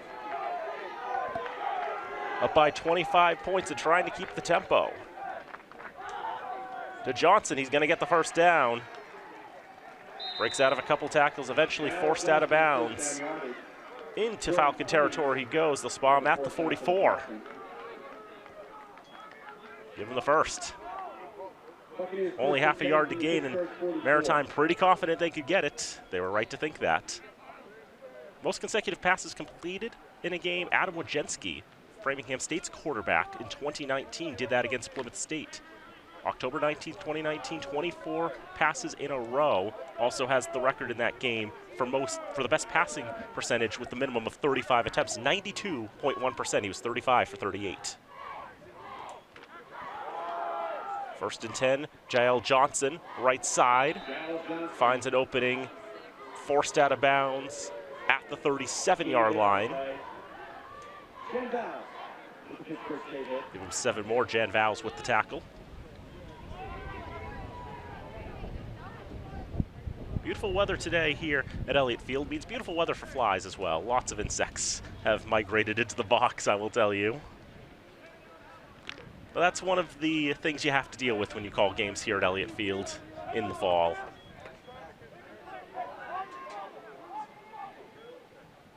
Years of experience will tell you that. Very low snap, picked up off the ground by Murphy.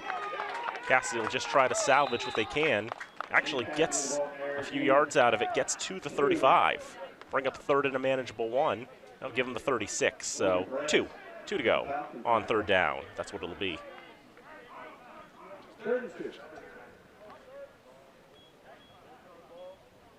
So we're looking at the replay here, wondering if maybe there's something there. A little bit of a stutter out of the left foot of Murphy. Might have been just trying to react to the low snap that was coming, but it'll bring up 3rd down. Murphy standing in the pocket, throwing downfield way too far. He was looking for Luke Maffeo, sophomore from Dorchester, but that was badly overthrown.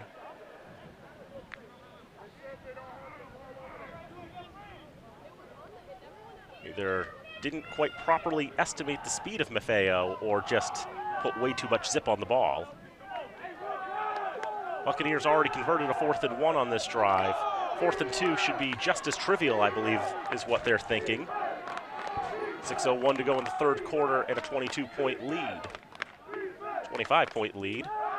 It's a quick throw out left side. Johnson makes the catch, but he's wrapped up in the backfield for a loss.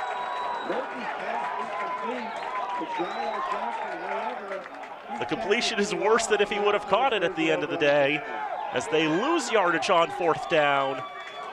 And the Falcons will take the ball back with 5:55 to go in the 3rd quarter, trailing by 25. The throw out is complete to Johnson, but immediately wrapped up there.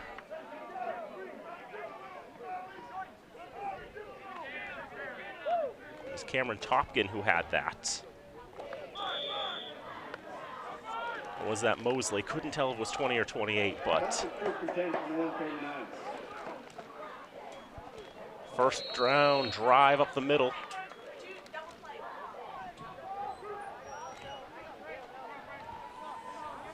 Sims had the carry on 1st down, gets 2. Nothing fancy on that one, just trying to drive forward.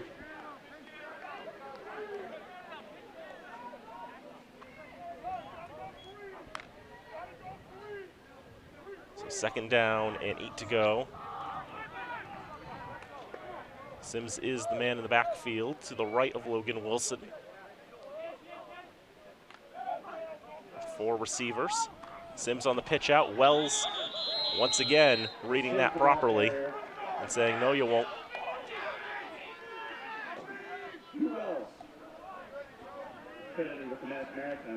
Hugh Wells has the Falcons O-line read quite well.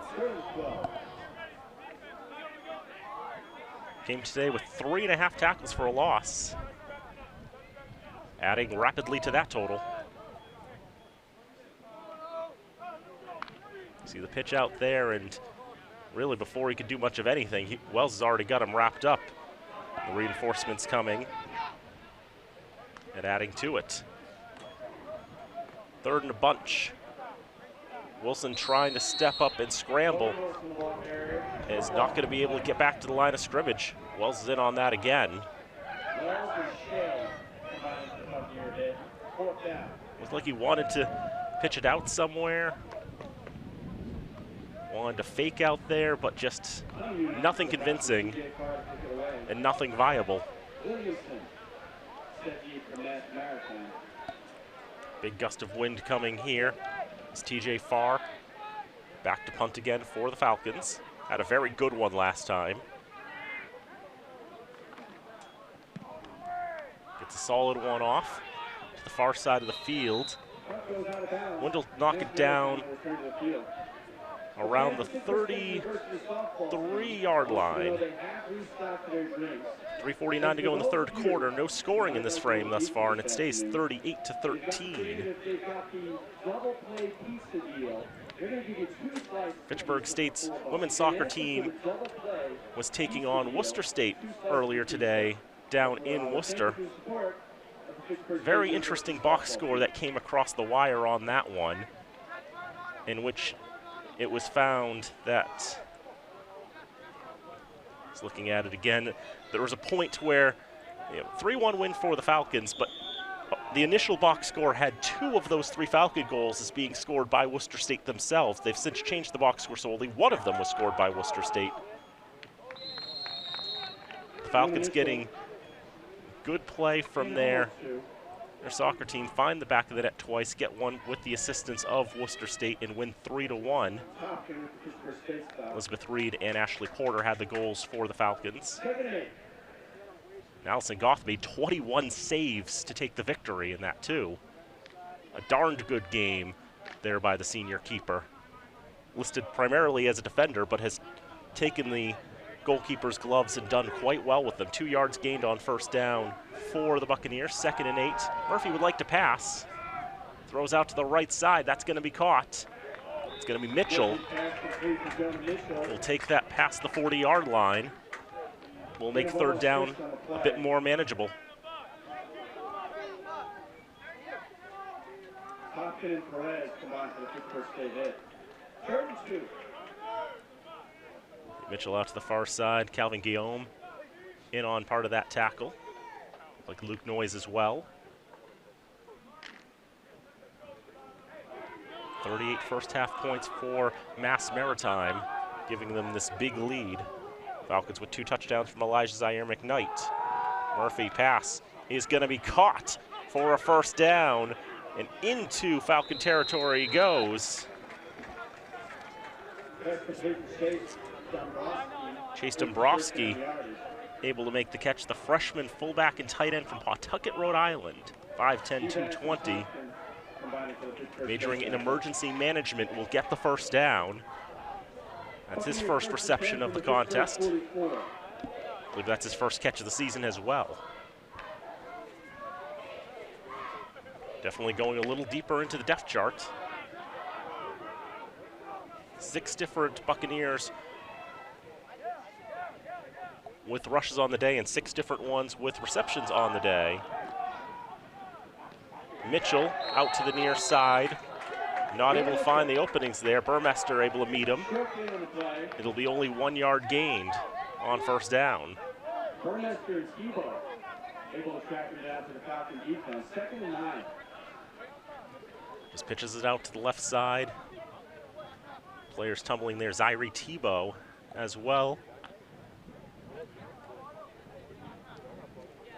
Falcons did have some players join the team after media day to get them to a healthier number of 60 players. 2 in the backfield as Murphy pulls back, throws over the middle, and a sliding catch. Evan Vieira gets his first catch of the season, a sophomore from Hull. Just sliding right in there, and Murphy taking the maximum amount of time and really not a second more, and splitting the 2 defenders back there in Tebow and McGarry. Buccaneers 1st and 10 from the Fitchburg 18. As we go under a minute to go in the 3rd quarter. No scoring in this frame. Maritime back in the Falcon red zone.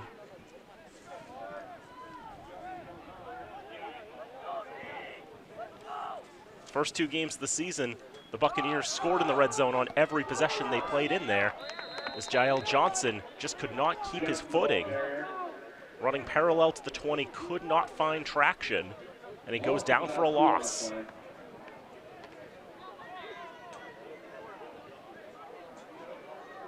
Turf Monster gets him on this one. Maybe a little bit of a push there from Ray Duggan, another one of the late joiners.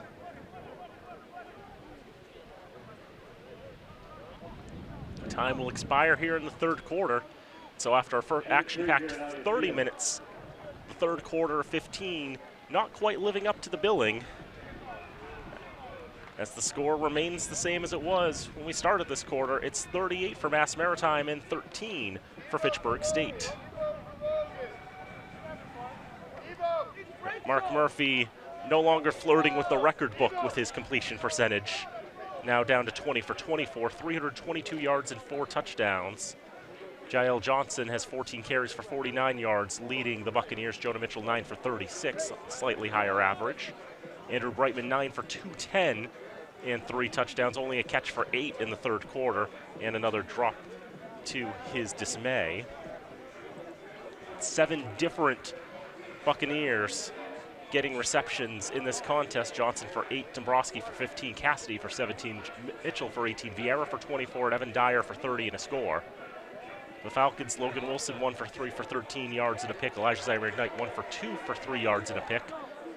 Zaire McKnight 13 for 68 on the ground with the touchdown and a long of 20. Zaire Gomez and Brennan Cohen have the catches. While we have a moment, want to thank our wonderful crew working today. Nate Glennie is our director, Travis Falk on audio, graphics, and everything else in the truck.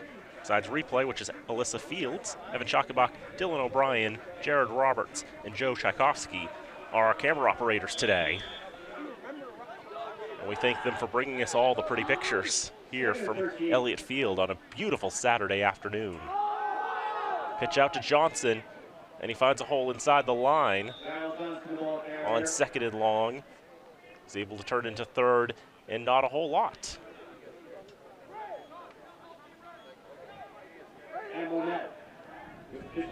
Manette gets another tackle.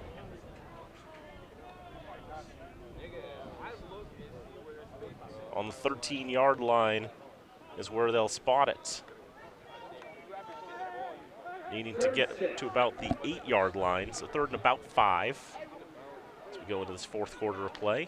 Daniel Bolak here with you, John Gugery on assignment. Again, we'll see him again for Senior Day. The Falcons take on UMass Dartmouth. As Murphy, lots of time, throws over the middle, intercepted by Burmester. There is a flag on the play as well, but that throw looked like it was wired right for number 8 in green.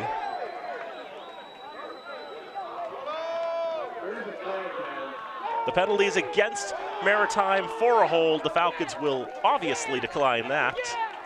They'll take the ball instead. They like that better. The sophomore from Germantown, New York, read that pass beautifully and snared it.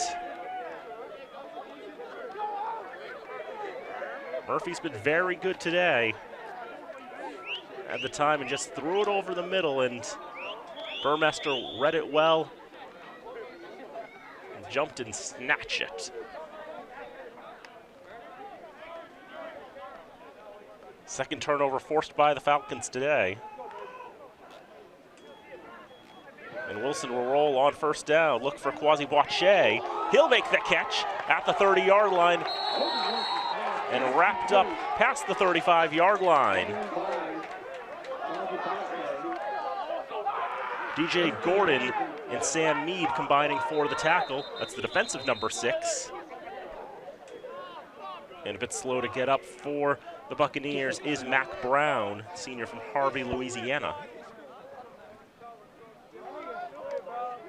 Quasi Boache had his first career catch earlier in this contest, but then the holding penalty says, no, you can't have that.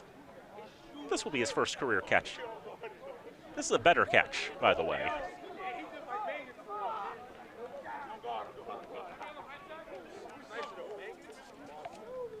Boache gets 19 yards on 1st and 10.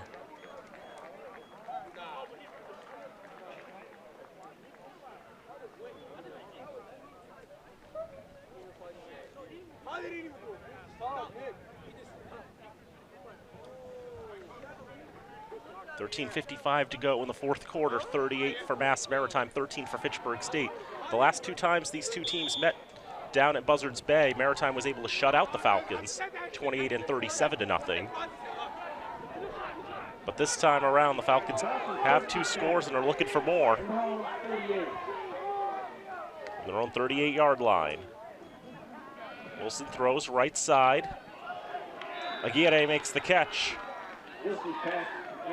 But that's going to be a loss of yardage back to the 33-yard line. And based on the direction of that, we say sometimes when it looks like it's a bad situation, maybe it's better to let that one drop. But that looked like that could have been called a lateral, hypothetically. And it looks like that was forward. But yeah, that was going to be challenging to get any on that. Good defense by Kevin Paul. Come up with the TFL. That'll be his 2nd on the campaign. Pitch out to Zaire McKnight. Looking for Sims to work as a blocker for him. And then it takes 3 Buccaneers to wrap him out of bounds. Paul's part of that contingent, along with Billy Horbogan.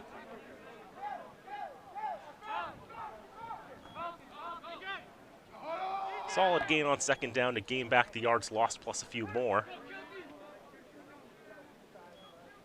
Coming to the near side boundary, and then suddenly Buccaneers everywhere. A mutiny of them.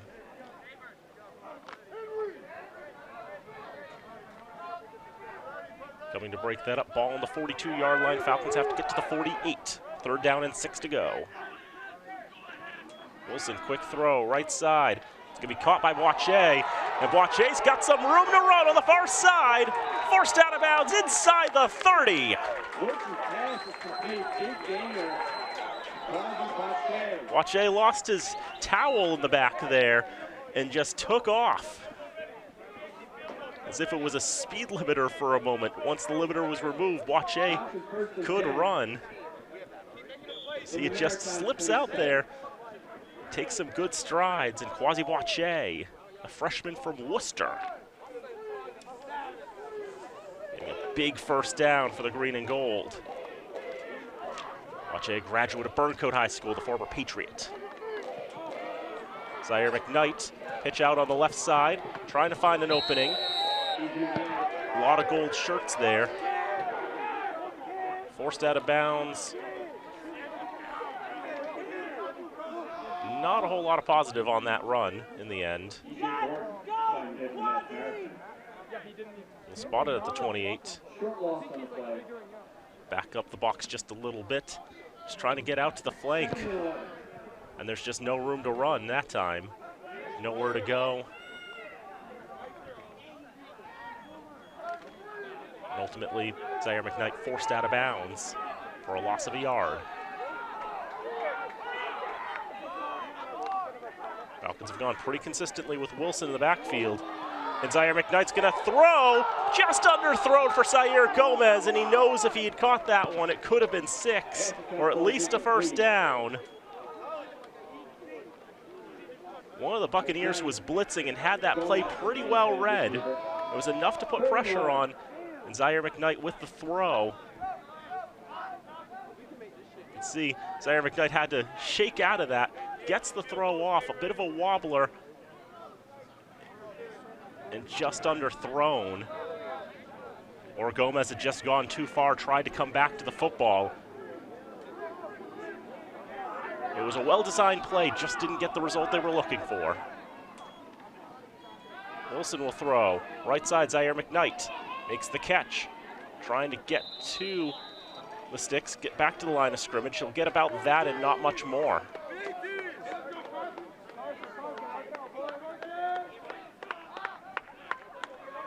Wilson's pass complete to McKnight. Spots at the 28-yard line. Short gain on the play. 4th down, Falcons. Falcons are going to try a field goal here. That's 45 yards from right to left they're looking at there from Carson Russell. Wind is in their favor. This will be interesting. Snap down, kick is up, and the kick is no good by a lot. Tried to cut it and cut it way too much. Did have the distance. So that'll bring an end to that drive. 10:20 to go in the 4th quarter. Maritime continues to hold a 35-point lead.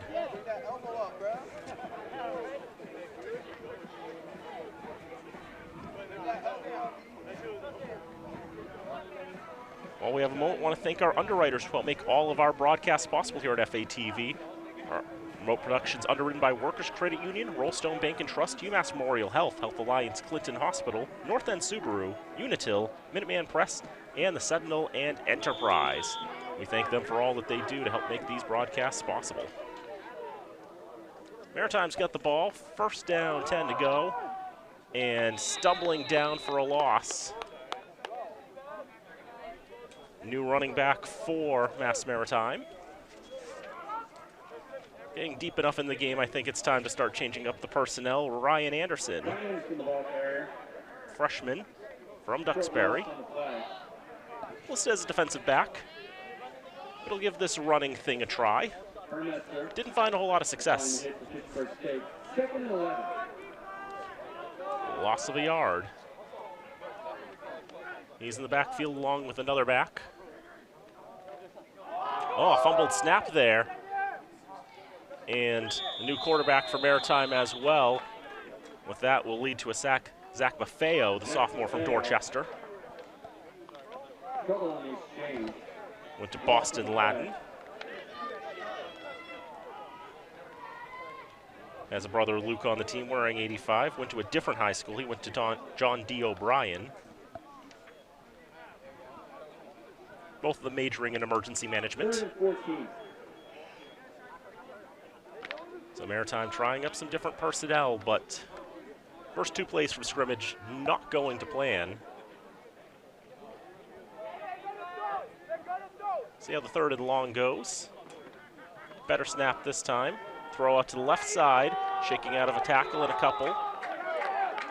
Tackled out of bounds. Nico Piscaduro with the reception for Mass Maritime. Short gain on the play, fourth down. Nikos Piscadaris, the junior wide receiver from Ware, New Hampshire. Just a little bit up Route 13, so not too far away from Fitchburg. He makes the catch. It's a little bit of yardage, but not nearly enough for the first. Maritime feels like they could use a mulligan, so they'll use one in Jack. And Jack Mulligan gets a good punt off. He'll be down at the 26-yard line. Mulligan coming to this game averaging 42 yards a punt, and he's not done much to ruin that.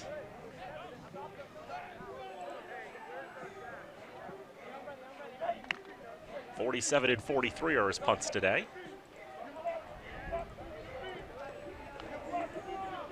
See if we're at a time where we can get it out of town scoreboard.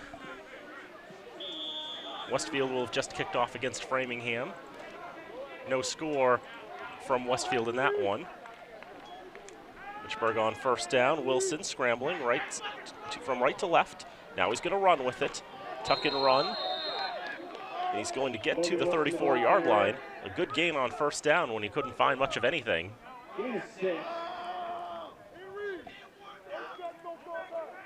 The other scores, Worcester State will kick off against UMass Dartmouth in about 10 minutes time, 10-15 minutes. And WestCon's got the nightcap hosting Bridgewater. Wilson able to scramble and get some good yards out of that. He's got the ability to run with the football. The rushing stats don't look too kindly on him, but again, sacks are negative rushes in college football. Zaire McKnight gets the handoff, but perfectly read there. Hunter Lasserre, junior from Belle Chase, Louisiana. It's probably pronounced differently than I probably said it. 6'1", 235, blowing through the line, had number 3 as his target and connected. Stops Zaire McKnight for a loss. Third down coming for the Falcons. 40% on third down today. That's 4 for 10, easy math. Zaire McKnight swings it out to Matty Aguirre. Aguirre makes the catch, but can't get back to the line of scrimmage. Tremendously read by number 3 for the Buccaneers. Mike Crump. Crump, a freshman from Carver. 2 number 3s in the roster. Sean Davis, a sophomore receiver from Percival, Virginia, is the other one, both marine engineering majors. So the Falcons will have to punt again. From far, off his foot, carried by the wind. Taken in at the 26-yard line, no fair catch. The man's got courage there in Evan Vieira. We'll take it in and get a few extra yards out of it.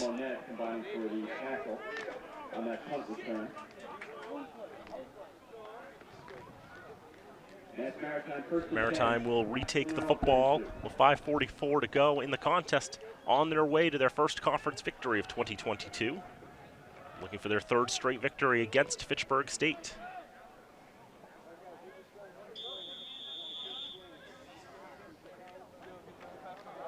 Ball spotted at the 32-yard line, 68 yards from goal.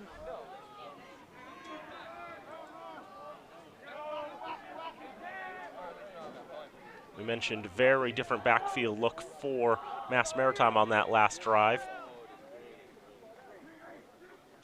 Going with the second squad. First down, run to the right side.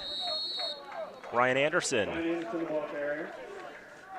able to get 4 yards on first down on the run to the right side. He's been in the backfield with Brian Rodriguez, the freshman running back from Quincy.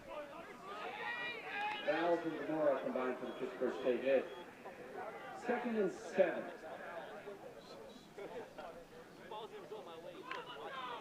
2nd and 6 it'll be after the 4-yard gain.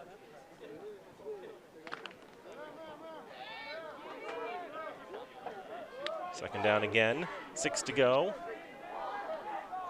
One on the side, one in the back. Bring Anderson up right in a line. Blake Locke ran out. Maritime will burn one of their timeouts.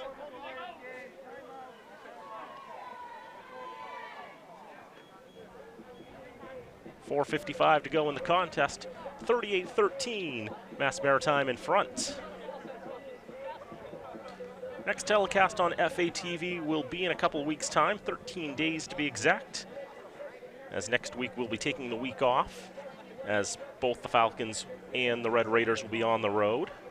Fitchburg State will be taking on Bridgewater State on October the 1st. The day before that, Fitchburg High School will be taking on St. John's of Shrewsbury.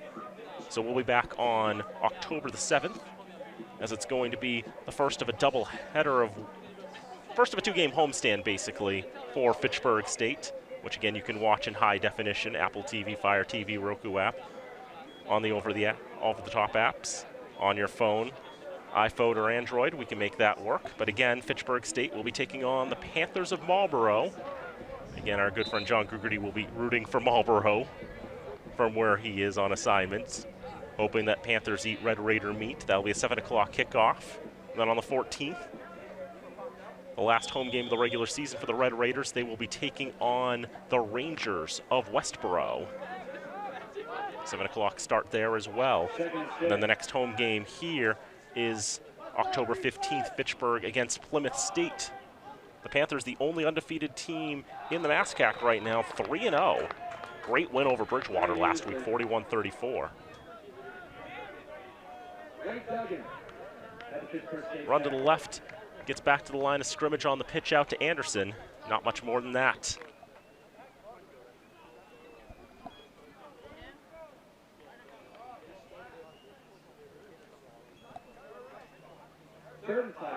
Third down, 5 to go. Ball sitting at the 37. Maffeo with the snap and the handoff. Up the middle and not getting much is Daniel Malloy with his first carry of the game. Sophomore from Franklin. They're Panthers as well.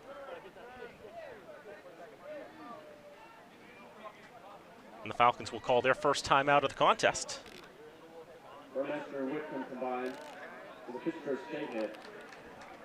4:08 to go in the contest, and a 25-point lead for Mass Maritime. Again, well on their way. 455 yards of offense for Maritime today on 60 plays. Falcons with 121 yards of offense on 41 plays. Despite the disparity, Maritime hasn't had that much of an advantage in time of possession, 29 minutes and 12 seconds to Fitchburg's 25 minutes and 4 seconds. I know that doesn't add up to the amount of time that's elapsed. Live stats are weird like that sometimes. 325 passing yards between the two quarterbacks. Mark Murphy, as we mentioned, completed his first 14 passes for 255 yards. Sort of ran out of steam after that, but still a great game for the senior quarterback.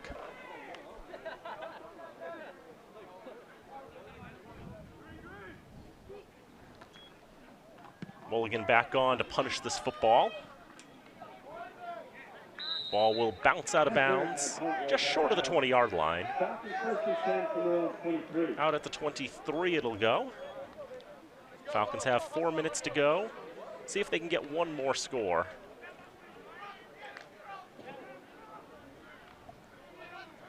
Trying a lot of different looks, trying a lot of different things. Maritime's run D has been good as advertised. Falcons are averaging just 2 yards a rush, 60 rushing yards. And Elijah Zaire McKnight has 75 of them. You'll note the math there is not looking great for the rest of the team.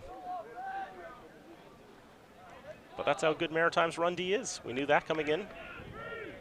And they've been as advertised. Zaire McKnight and Aguirre in the backfield either side of Logan Wilson, who will throw right side. Sierra Gomez nearly drops it, but he is able to haul that one in for about 15 yards and a first down.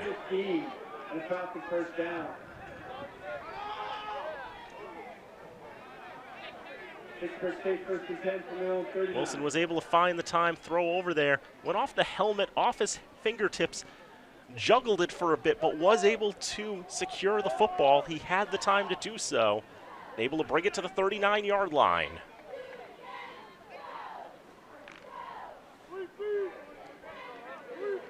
"61 yards from goal are the Falcons.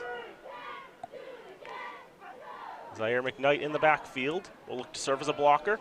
Sahir Gomez will have another reception. Take it at midfield and forced out of bounds at the 48-yard line on the Buccaneer side. It'll be another first down. They'll respawn at the 49. Falcons first and 10 from the Buccaneer 49. And Wilson's looked a lot better passing here in this second half as well.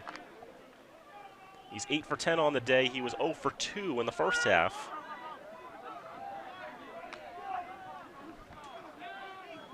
A quick throw out. Zaire McKnight's able to pull that in, bring it out of bounds. It is a loss of yardage, but it does stop the clock.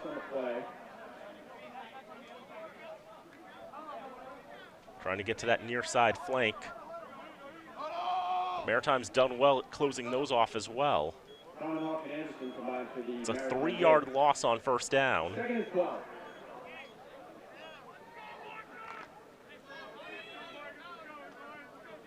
But Wilson has been perfect throwing, at least in the second half of play. I guess there's only room for one perfect throwing quarterback, as whistles will bring a stop to the action. Poor job done on the line by somebody. And 5 yards will be marched off.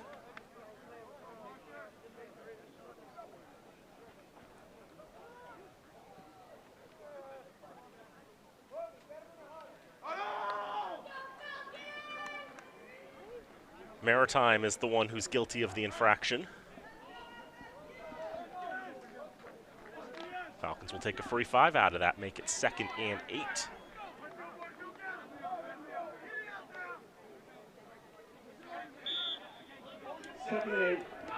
Second down, 8 to go. From the near side hash mark, Wilson throws right side. Gomez is going to have that as well. It's his 3rd catch on this drive. Wilson scrambling around, gets about 5 more yards after the catch. 3rd and a manageable few coming up. They'll spot him at the 43-yard line.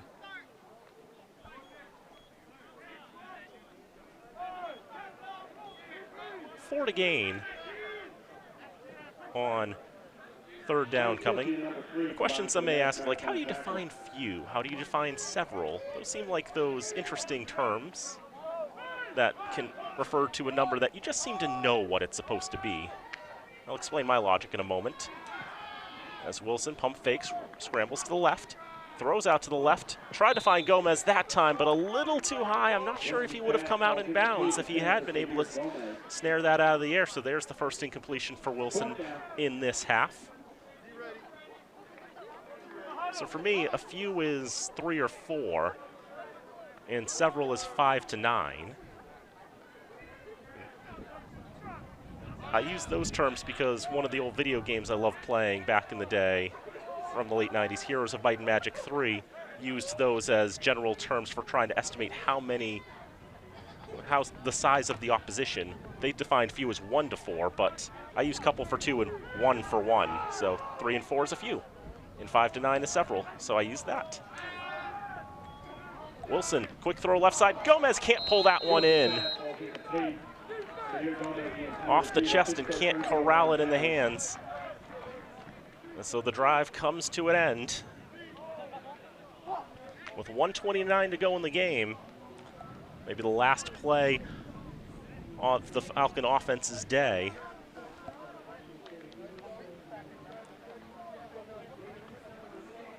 And Mr. Gugarty on assignment would like to inform me his definition of a few is 3. The number shall be 3. It shall not be 2, nor shall it be 4. 5 is right out. 3, that's his definition. I don't use the Heroes 3 terms for numbers past 9, though, in general thing, because otherwise I would be saying it's first in a pack of yards. Pack is 10 to 19. And Maritime, I think, has felt they've played enough football today. So they'll do the victory formation. It is a little unusual to do the victory formation out of the shotgun, but some teams do that. That's how they're most comfortable. So Maffeo will kneel it down once. He's going to have to kneel it a couple more times, actually, at least one more time. Twice if they time the snap poorly.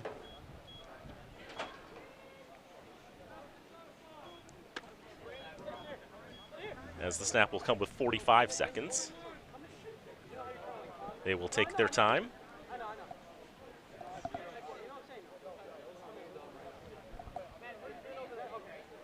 And now timing it down.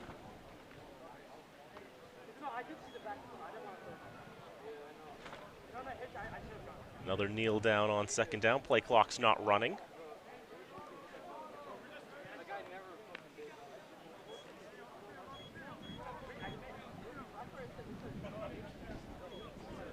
Maritime just seconds away from getting that first conference victory. The team asking with the play clock running, do we really have to run another play? And they agree, no, you don't have to run another one. I think we're good today. The teams will come together, shake hands, and time will run down on this one. 51 action-packed points all in the first half. No scoring in the back half of this contest. And Mass Maritime takes the victory, 38 to 13. And Fitchburg State University, thank you for your attendance today in support of all Fitchburg State University athletics. We saw some interesting things today. We saw Elijah Zaire McKnight show off his game-breaking skills. Got a 20-yard rushing touchdown out of the quarterback position. Got an 85-yard kick return for a touchdown. And saw some flashes and spurts for the Falcon offense, but ultimately weren't able to find the consistency they were looking for as Maritime's defense holds them to just 152 yards of total offense. And Maritime finishes with 447 yards of offense. A great day for the Buccaneers, 38 first half points. 5 touchdowns and a field goal and 5 extra points. Mark Murphy finishes 20 for 25, 322 yards, 4 touchdowns and a pick. And Andrew Brightman, 9 catches for 210 yards and 3 touchdowns. Those 3 scores happening all in the first 20 minutes of this contest. Great first half for Mass Maritime, and they could just rely on their defense to carry them the rest of the way. As the Buccaneers get their first victory of 2022, they'll go to 1-2 on the campaign. The Falcons will fall to 1-3, 0-2 in MASCAC play. For the two teams, Fitchburg State will be back in action on October the 1st. Start a 2-game road trip as they will take on the Bears of Bridgewater State. 4 o'clock start from down in Bridgewater, and then they'll be at Framingham State on October the 8th, a 12 o'clock start from Bowditch Field in Framingham before coming back here on the 15th for a 2-game homestand. Plymouth State and UMass Dartmouth await 2 very tough foes. If you thought Worcester State and Maritime are going to be challenging, Plymouth and UMass Dartmouth look like they may be the 2 best teams in the conference right now. Those will be the 15th and 22nd, 12 o'clock starts for both of those. For Mass Maritime, they'll be back at Clean Harbor Stadium in Buzzards Bay on October the 1st. They will take on Westfield State for a noontime start, and then on October the 6th, they're playing a Thursday night game against UMass Dartmouth, interestingly enough. 7 o'clock start from down there, trying to make a very special night down there in Buzzards Bay. So a couple of home games before they're back on the road on the 15th against Worcester State for 2:30 start down at Coughlin Field. So again, our next broadcast here on FATV will be October 7th. Fitchburg High School will be hosting the Panthers of Marlborough for a 7 o'clock start from historic Crocker Field. We want to thank our wonderful crew yet again. Nate Glennie, our director, Travis Falk, audio and graphics, Alyssa Fields on replay, Evan Schockenbach, Dylan O'Brien, Jared Roberts, and Joe Tchaikovsky or our camera operators today, and our underwriters that help make all of our remote productions possible: Workers Credit Union, Rollstone Bank and Trust, UMass Memorial Health, Health Alliance, Clinton Hospital, North End Subaru, Unitil, Minuteman Press, and the Sentinel and Enterprise. We thank them for all their support. We thank you all for all of your support in helping to in watching this game. We always love hearing from you all. If you want to send us an email, you've got to go to fatv.org. We have our contact information down at the bottom of the page. You can get in touch with us. Tell us how we did today. We look forward to hearing your feedback, and we look forward to seeing and hearing from you all again. As we'll be back here at Elliott Field in 3 weeks' time, and we'll be back at Crocker Field in 2 weeks at -1 day. But for now, we're going to take a little bit of break from the sports coverage, and of course, we'll have sights and sounds of Fitchburg High athletics throughout the weeks as well. Plenty of sports offerings here at FATV, and once again, we thank you for watching, and we hope you enjoy the rest of your day. So for everyone here at FATV, I'm Daniel Bolak saying thank you for tuning in. Until next time, so long from Fitchburg.